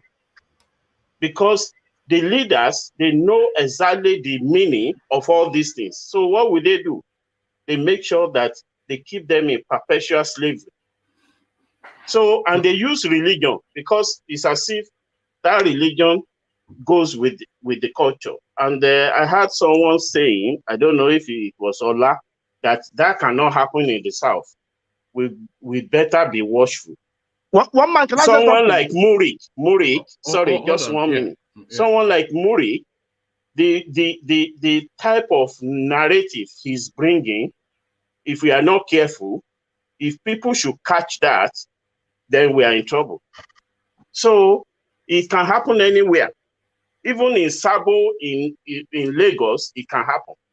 Once you have about 10 or 15 of them, they will do it. Thank you. Sorry. Well, all right, thank you. Let's hear from UK, and then we go on to Ajanle Koko. Yeah. What I want to say about these people, this reorientation you guys are talking about, this thing is deeply rooted in them. There's no amount of reorientation that can change these people, though. Yeah, except this generation, and the only people that can change them is their moms. Those ones, if they come to preach, for that kind of thing, they will eliminate them, because a lot of people will be against it, because they just want to be in that way of life. And one thing I want to say is that the only part of Nigeria that me, UK, prefer is the western part of Nigeria, which is Yoruba. I like Yoruba land, because if you see what is going on in Nigeria, and I think that is why there's a lot of population explosion in Lagos and other Lagos surroundings, because if you go to the southeast, you can't even enjoy the atmosphere. Then if you go to south side, the same thing. But for Yoruba, like I'm beginning to know Yoruba, they are very, very accommodative. You know, they accommodate everybody. Unlike, and that's what I was even talking with my wife now. Yeah, my wife said that a lot of Igbos who have been in other parts of Yoruba and they raise their children there and they retire there, you can't even know that they are not from Yorubas. So that's what I want to say. All right, thank you, UK. Let's go on to Ajanle Koko. Hopefully we have you. Ajanle Koko, do we have you? I'm here, woman. Brilliant. So Ajanle Koko now. Solly sent in this video that captured the goings on. So I'll try and play it. I have to mute the voice very quickly because majalisa mai alfarma sarkin musulmi amma jami'an tsaro sun ja musu layi duk da yake ana harba bindigogi harsasai. Oh, okay, that's about as much of it, but that's the one man. I just sent one now. Oh, okay. It's another area. So that's the goings on in Sokoto now. Wow. The protestations against the arrest and detention of these people that killed this girl. So this is the Nigeria. This is Nigeria as it is now. The difference in mindset. One man. And everybody. Yesterday, when I was telling you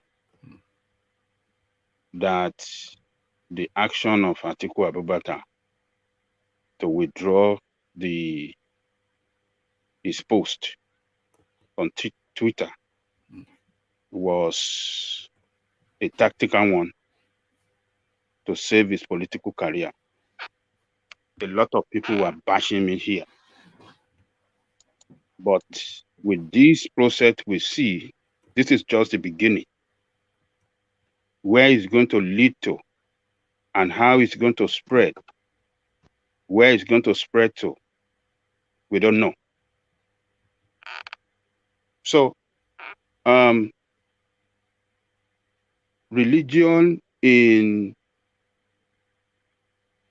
the North is same as culture. And people's culture, you can't take it away from them. You cannot separate religion and culture in the North. They are intertwined. It's different from we in the South. We know what religion is and we know culture. Our culture is separated. We can separate both. So when you see them acting or reacting this way in the North, you should understand that this is the culture that is so dear to their heart. This is who they are. You can't take it from them. So I'm not surprised that they started demonstration against the arrest. In fact, it's all over people. and it's very violent. They started to break shops. They started to. It's wild now in Sokoto. It's just chaos. So I am not sure because this is not the first time. It happened when was it? Was it in the 90s? Yes, 1991. Maybe 1999. This Igbo guy, because of his, as they describe, he made a blasphemous statement against Holy Quran, or maybe they tear some passage of Quran. They tear some leaflet of Quran on the floor in the market. They went after this guy. They wanted to lynch him. Police waded in. They took this guy to detention. In reaction to this, they started the demonstration. They went to that police station. They overrun the police station. They took this guy out. They killed him. They cut his head and hung it on the stick and walked him around the street and in the marketplace to show to Igbo people that you dare not make a blasphemy against our religion. You dare not mess with our what do you call this? Our holy book. They killed a lot of Igbo. This is who they are. And Atiku Abubakar knew his people very well. That is why he tactically and quickly withdrew that statement. If he had stick his head into this battle, it would have been fighting a one-man war. And there's no way he would have won. And that would have destroyed his political career.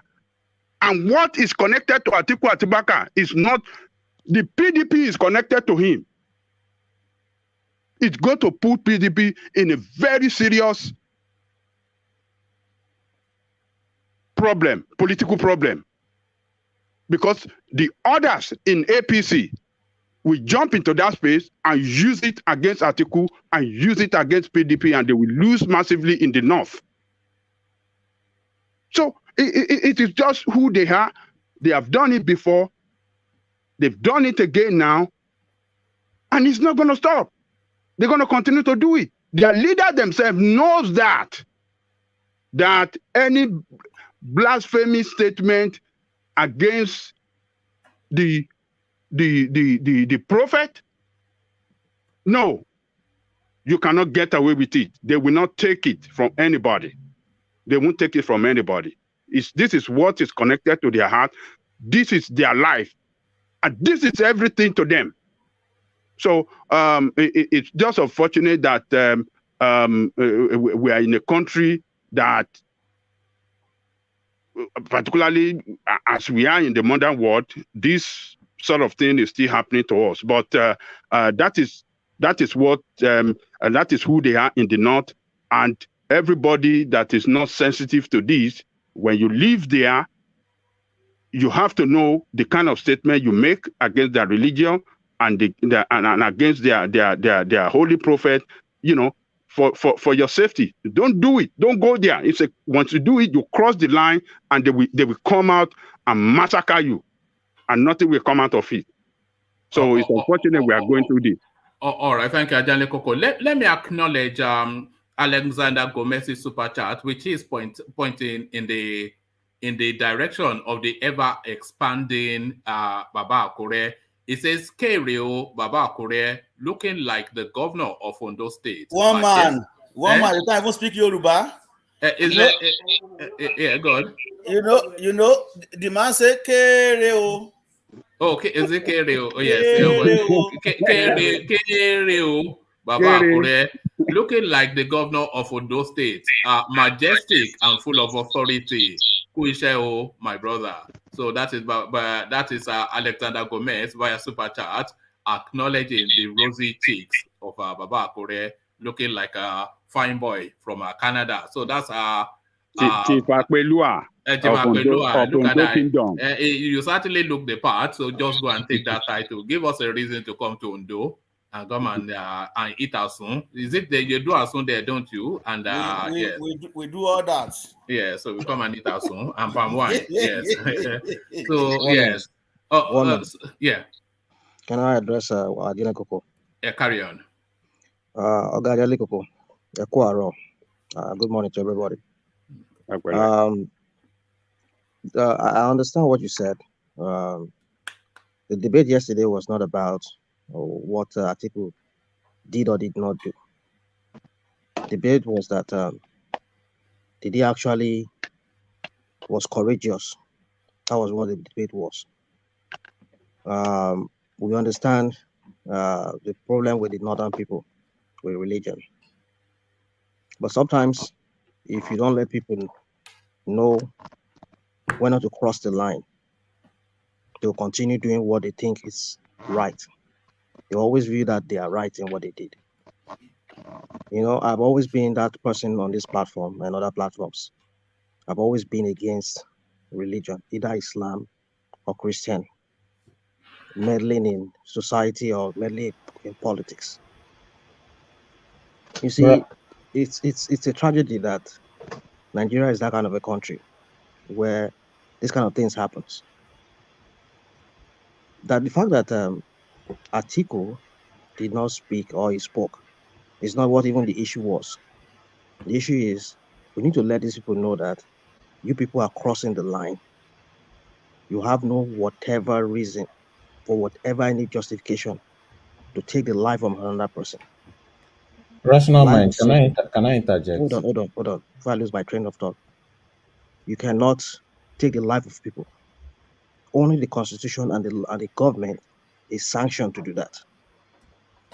They can imprison if they so decide to end the life of that person. Let the government do that. Let the judicial system do that. Not some kind of traditional or religious way of doing things. Because this is a recipe for disaster, for anarchy, by allowing one religion to want to have their way in everything. No, that's not a society. That's not our way to run a society. We're truly saying that we are one under one constitution that should apply to everybody. Now, let us now talk about what this guy said. Well, I've listened to the WhatsApp comment or the WhatsApp message that this girl sent in the group. Let me give an example. I used to belong to a group, my alumni from my school. There's this particular people who like to drop in religious thing, like Christian thing. Like I had to tell the administrator of that group that, look, are we here for the progress of our school, or are we here to talk about religion? Being a Christian myself, I went against it because I don't want whereby we start promoting one religion against another religion. The other people are Muslims. So the point I'm trying to make here is this. What the guy said was not bad. He said, this WhatsApp group is for academics. Let's not bring... All right. Rational Mind, for time, just quickly wrap it up and let Ajan Lekoko address it. Yeah. So my point is that what the guy said was not out of place. He never insulted Muhammad, whatever they said that he was. He said. All she said was, let's not stop posting nonsense in this chat. This is for academics. So the thing is, these people, anything and everything triggers them.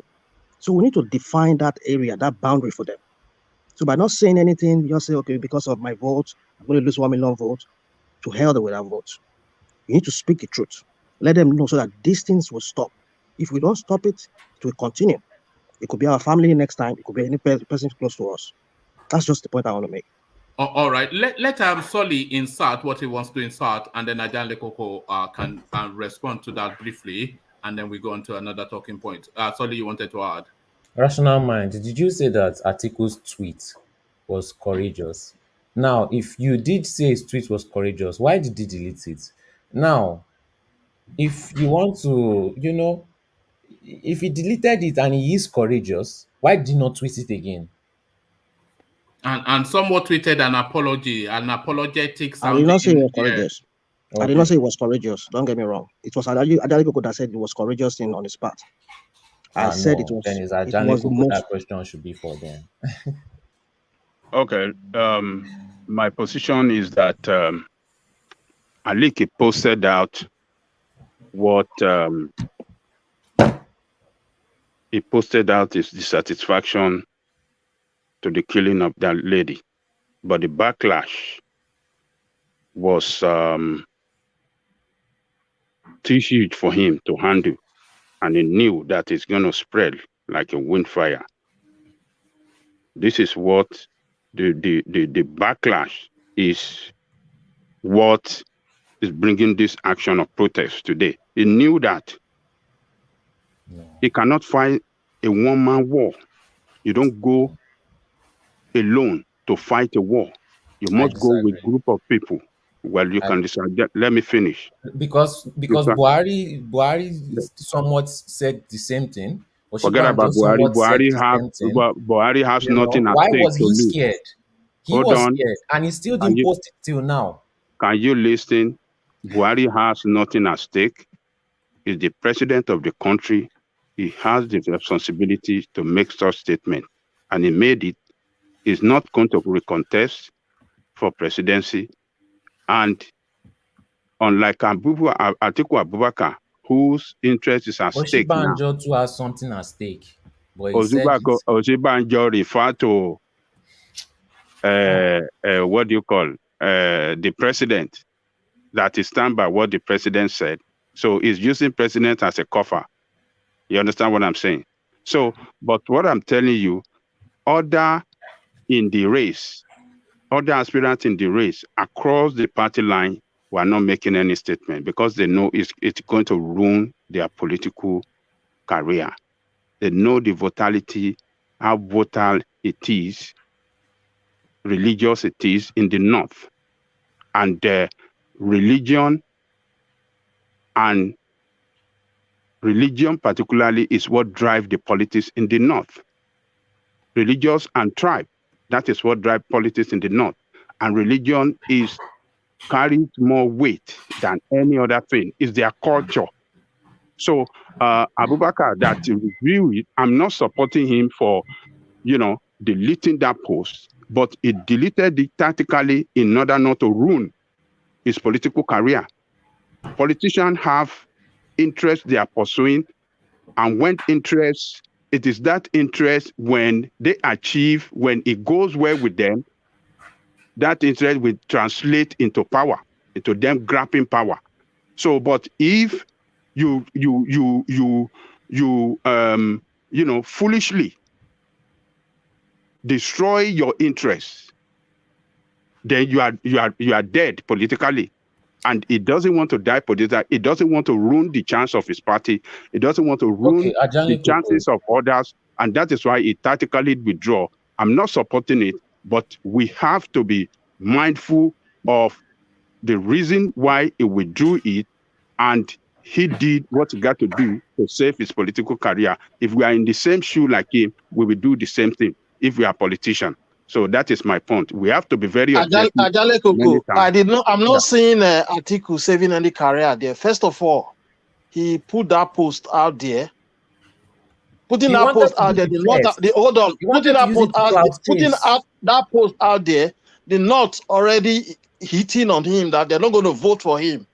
Deleting that post, the South are saying, "Oh, you are a coward. You've deleted the post. We are not voting." So in both sides, he has lost. In my opinion, forget about it.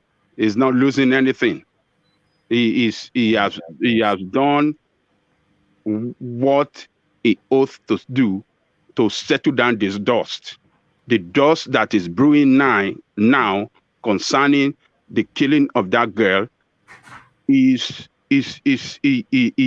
have to be tactical to let the dust settle down. And then why is he deleting it? That's the question now. Why did he delete it then? I have told you, it's a tactical move to save his political career. He's a coward. There's no tactical move there. You can describe him as a coward. Why are others not making statements as well? Where is your Tinubu? Where's your Obi?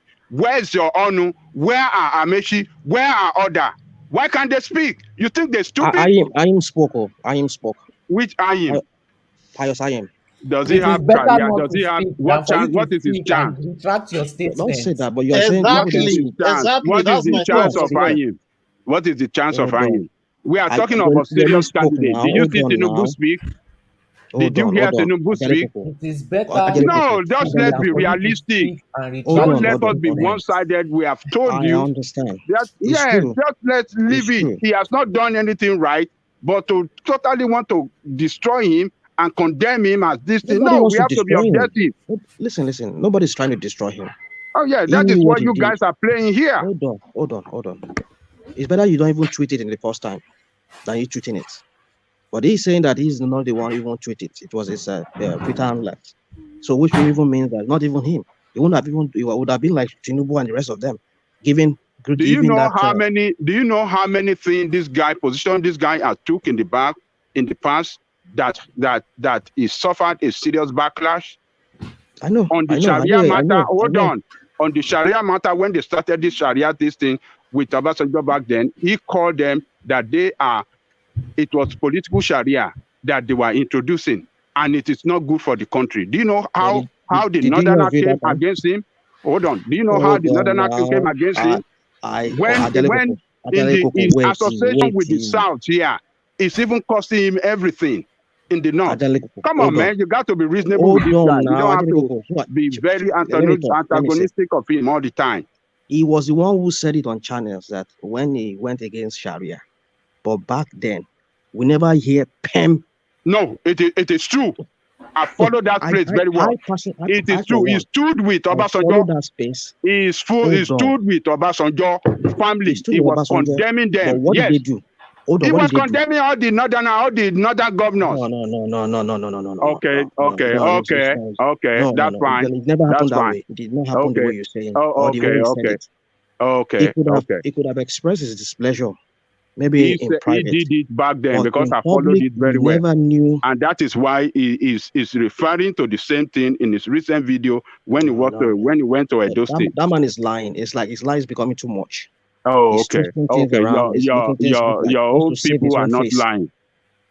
Well, I'm not saying Tinubu keeping silent is they are all the same. They are all the same. You just take it like that. That's what I'm saying. That they are all the same. Yes. But let us know if I flog this article matter. That article, because he said it was better than the rest. No. In the first place, he said he never approved it. So he never said it in the first place. It was his street handlers because they felt that they knew him. He has to say hello. One rational man. He has to say something why he withdrew it. But he posted it, whether his handler posted it or him posted it, he have to be tactical and come out with a reason why he withdrew it. That is just what he did there. But I understand. Among all of them, if others like Tinubu, Amechi, and all the rest jump into that space like him and posted something, it would not have withdrew it. It would have been a battle. All of them are fighting together. But him alone to go and fight this battle, that would have been the end of his political career, the end of everything. Do you know how they could have demonstrated in the state? Do you know how they could have come up together in the state and go and destroy everything that we have? Come on, we have to be very careful. Aizon is asking, why doesn't he come out now and make a statement on the issue? Make it clear that the murder is unacceptable. So he's defending a position, but what is his position? So why doesn't he come out now and take a position on the matter, since he's already at the heart of it? Where are other politicians as well? But he's already in the controversy of it. So he stands accused of withdrawing a statement. So why doesn't he then take a position so that people then know that this is his position, because he already stands accused? What do you mean by position? What's position again? He has already taken a position. He already taken a position. What position does he want him to take further than what he has taken? He has withdrawn it. He has deleted it, and he said he did not authorize it. So that then sets him back to ground zero. So he's now out ground zero now. But what is his position to what happened in Sokoto State? His position is as the same position with other politicians. Period. That is it. Silence. That is the same position with other politicians, like Tinubu, like Amechi. Is the same position. Is OSINBAJO more courageous than ATIK? Well, people can say that. Whoever wants to say that, but we can. If we listen to OSINBAJO, you will see it is hiding under the cover of the president. Our president have condemned it. It is shameful. It is so is making reference to president condemnation of the incident. So Atiku is the same position with other leading aspirants in this race. That's the same position. This matter then? Why are you overflowing this matter then? What do you mean by overflogging? Is you people? Yeah, because you are doing what about Ajalekoko? You are doing what about? You guys trying to massacre him. You expecting him to take on his people. No. That is stupidity. You cannot do that in politics. Politicians are very, very sensitive to the position their people stand. And you want him to have a head-on against his people. It's not possible, man. Hold on, rational mind. Let's hear from Joseph. Joseph, you wanted to come in. Yes, I understand what Ajalekoko is trying to say. It's just like in Yoruba, they say, Thank you. In a situation like that, when OSINBAJO speaks, it's different from when Atiku speaks. Because He is from the north, and it's easier to destroy everything that he has worked for. Though it can be cowardice, but they will do it. They won't do it to OSINBAJO. He may lose his political relevance, but his assets, everything will still be intact. But in the north, they will go for him. In fact, even if you look at this imam, the imam that was removed in Abuja, if you see the tweet that he put on, that that girl has crossed a red line, that we have a red line, and all of them, that is their mindset. Let's be factual. All of them. Thank you, Joseph. That is their mindset. They are completely different from Southerners. Their religion and their culture are just the same. That is why I said it the other time, that their leaders are the problems. Their elites are the problems. How many emir has come out to speak against it? They won't. Because they will do.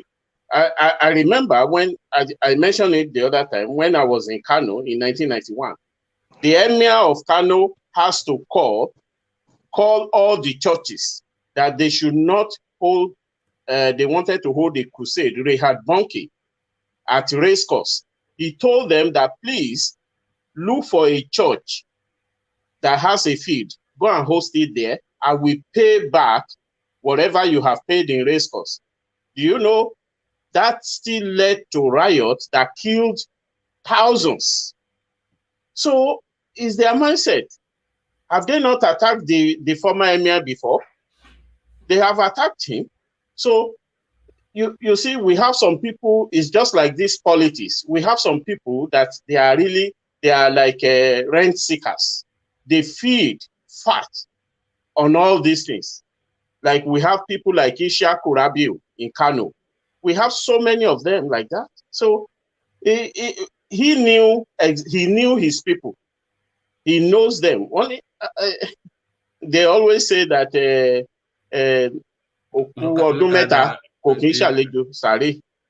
so that is the point. So what he has done is wrong, but tactically he's trying to just stand by the side and see what others will say. What about conviction, Joseph? What about No, conviction? that is why I told you that to them, if you ask them between politics and religion, they will go for their religion and their culture. They don't mind anything.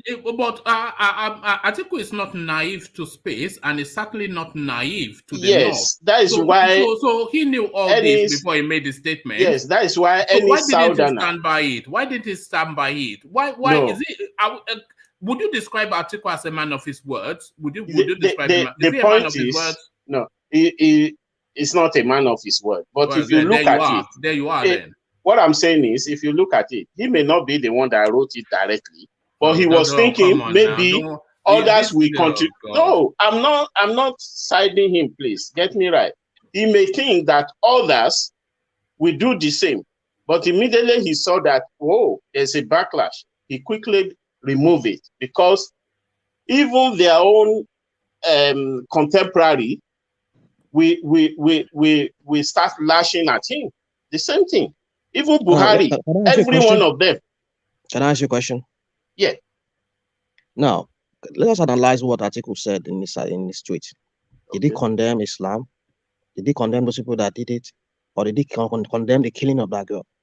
What exactly did he say in that tweet? No, majorly he condemned the killer.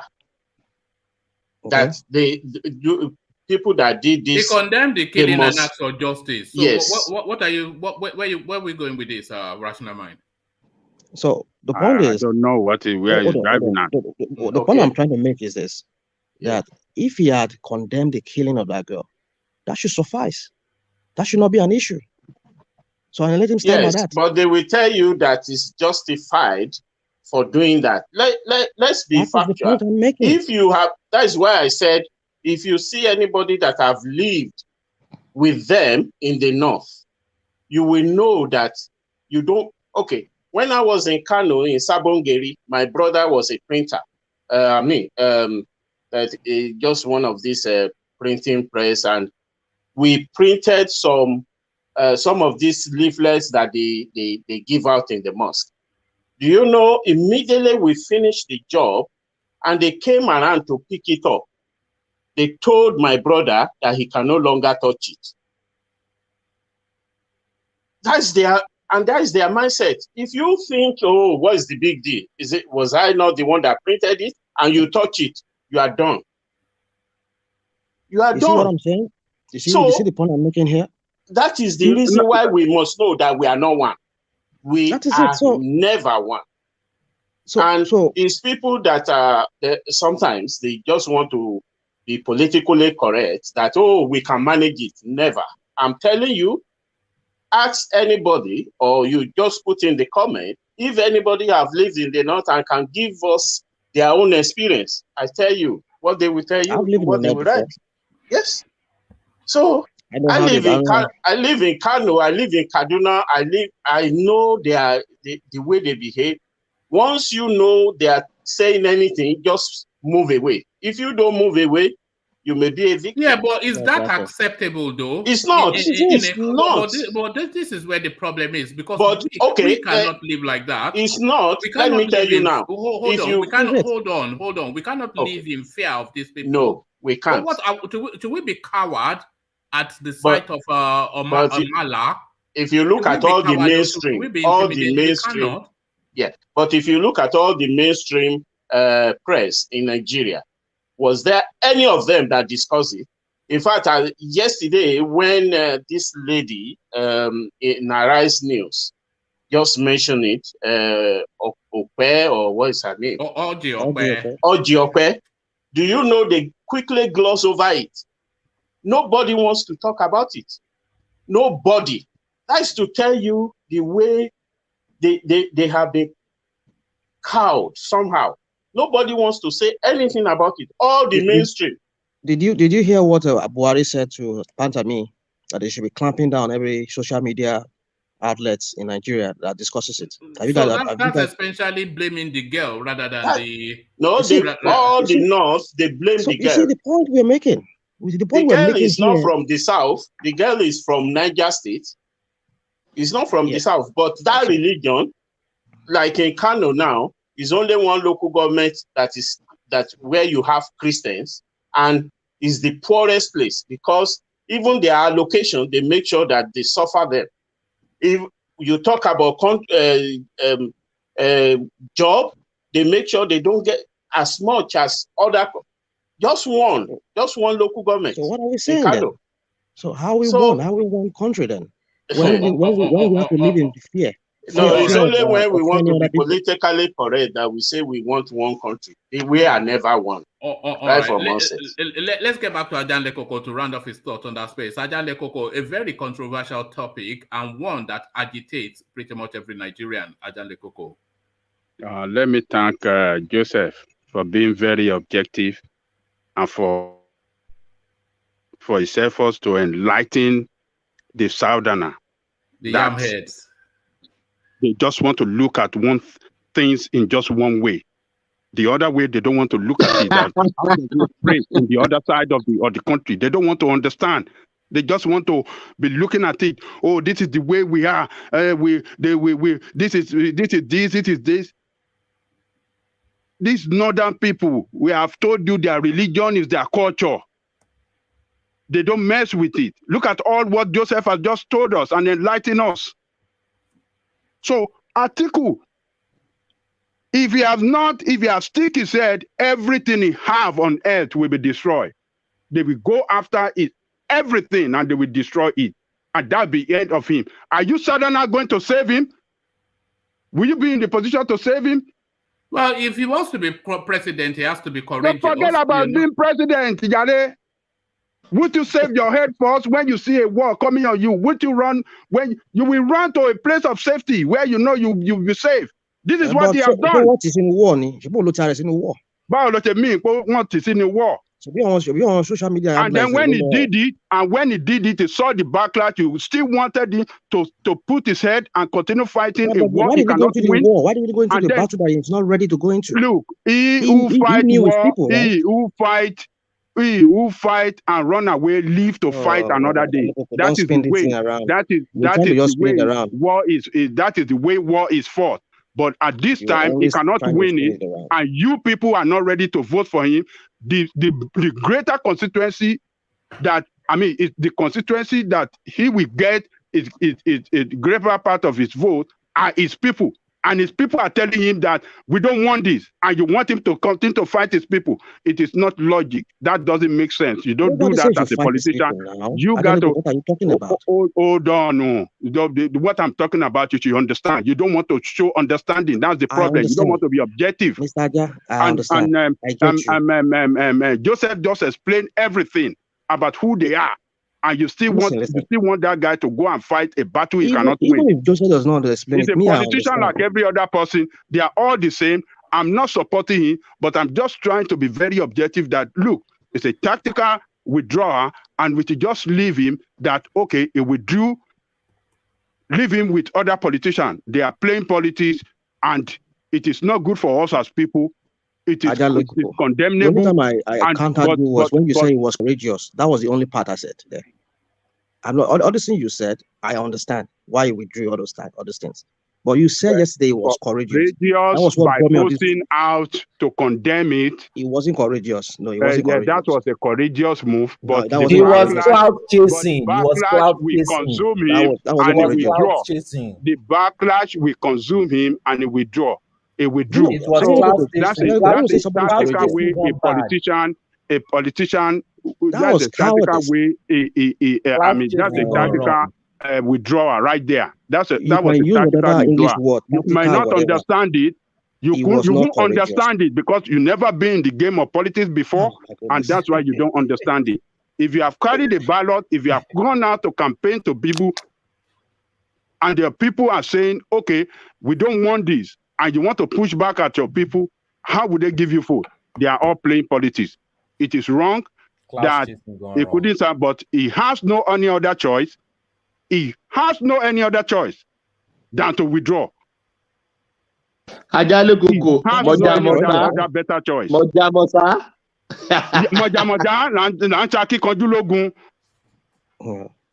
Ajale Kuku, Atiku was not courageous. He was deceptive. That's what he was. He wasn't courageous at all. Zero.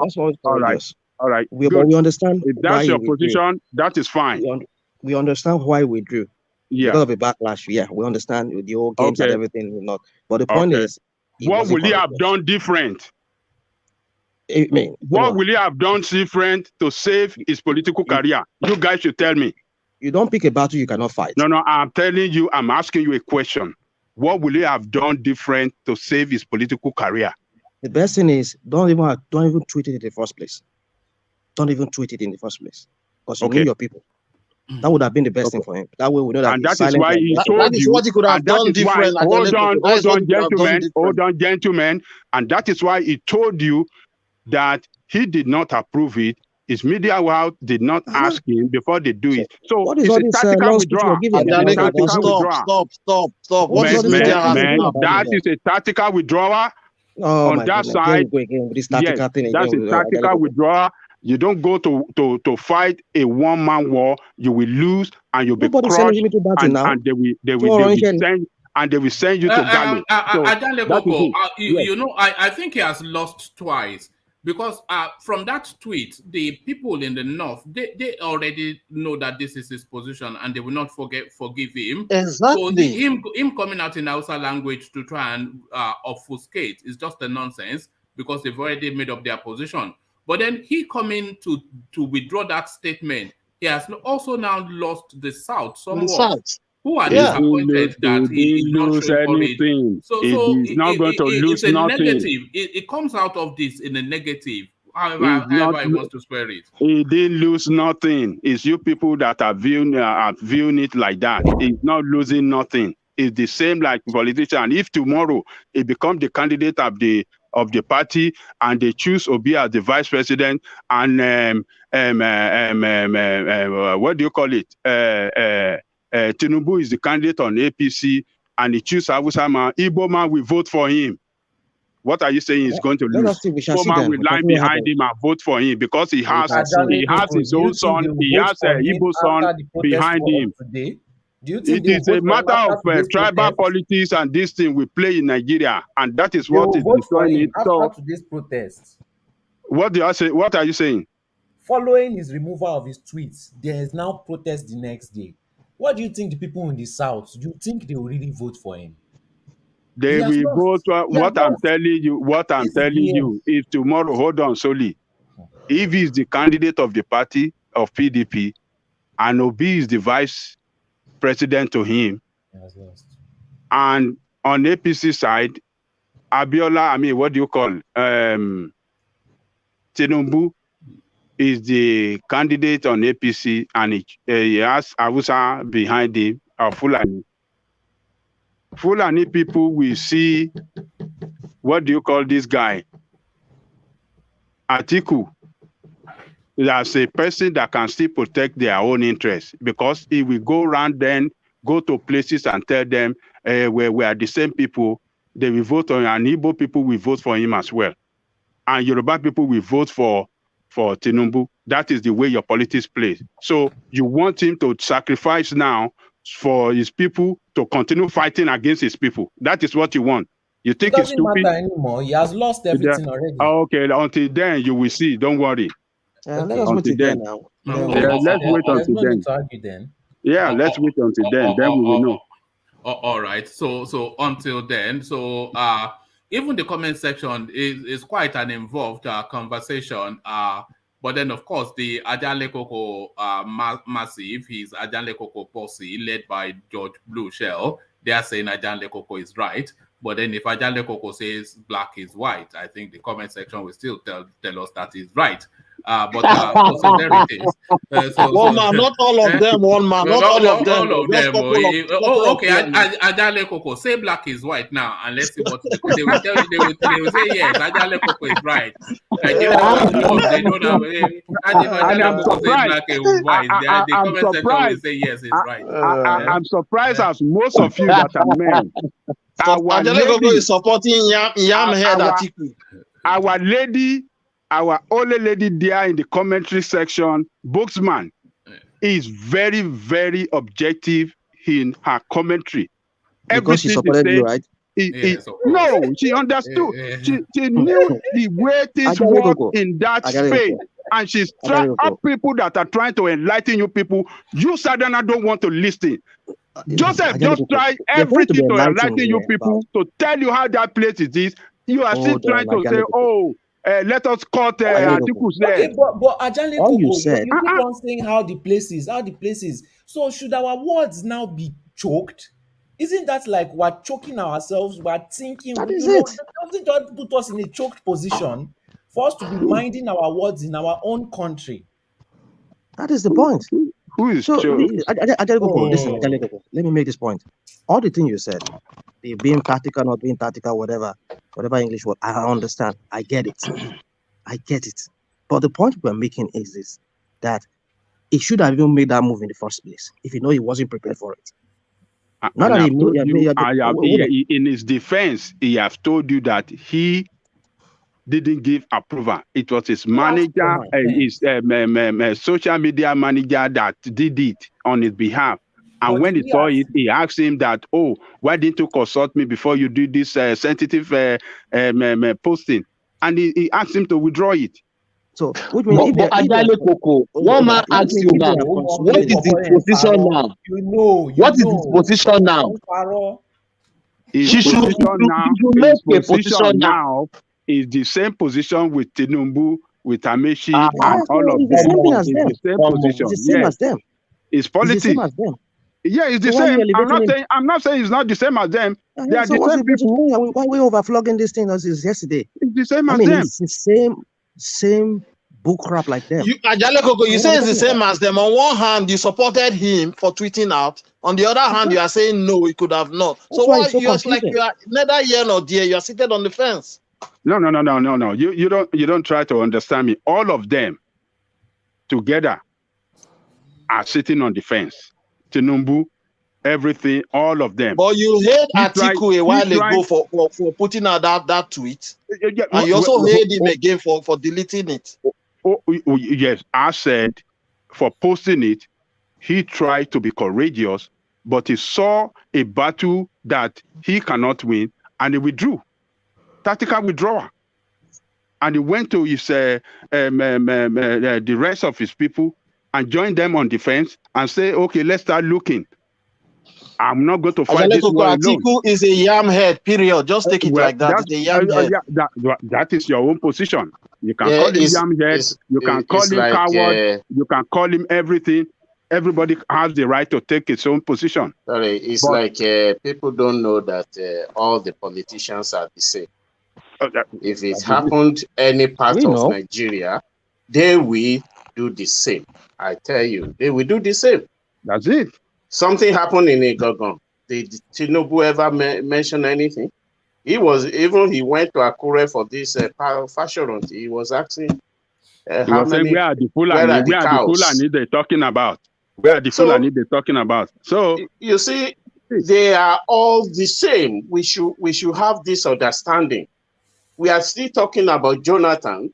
Jonathan, that we can say was number one person in the country, but was hiding his position on whether to go for APC or not to go for APC, lying, coming out here and there clandestinely, attending meetings with the APC chairman. Yet he was saying, no, I'm not APC, I'm for APC. And some said, oh, he has registered. You see, we're still not clear. You are still not clear on Jonathan's position. That is the point. The news now is that he's now withdrawing. But then the next time you'll see him, they will be submitting his forms. You see? It's that guy, man. They are all the same. They are all I don't want us to overflog it. Even said they are all the same. Membership of PDP. That's what he said. He's still a member of PDP. So he has not formally withdrawn. It's the worst example of everything. Did you hear anything from Northern elders? Or no, none of them, because that is the way they for them to be relevant. They know they just have to dance to the tune. So it's bad. And Ajanle Koko was not trying to side Atiku, but what he was saying is just the fact that he has done it tactically because of his own politics. And mind you, there is none of them that has the interest of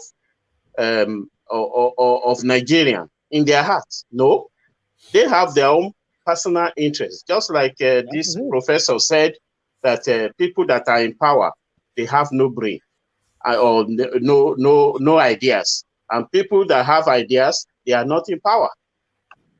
So that is what is playing out there. Imagine the president being a school cert holder, and then a professor of law is his deputy. I mean, like, what kind of a country are we running? Every issue of that country, especially from our northern people from the north, they always produce people who are just not up to the task. And the people who are backing them are the most educated. What kind of sort of a country are we running? All right. Thank you, Rational Mind. So thank you, Rational Mind. And thank you, gentlemen. A real impassioned session this time around. So we're still non-clearer. We still don't have a position because some people hold strongly that this is our cowardice that damns Atiku. And some people hold very strongly that this is political expediency on Atiku's part. But where do you weigh in the divide is the question. Come share thoughts about all that with me in the comment section. So we'll leave the session here, but carry the conversation on with you in the comment section as here I say. Peace. Thank you, Mama, for having us. Thank you. God bless.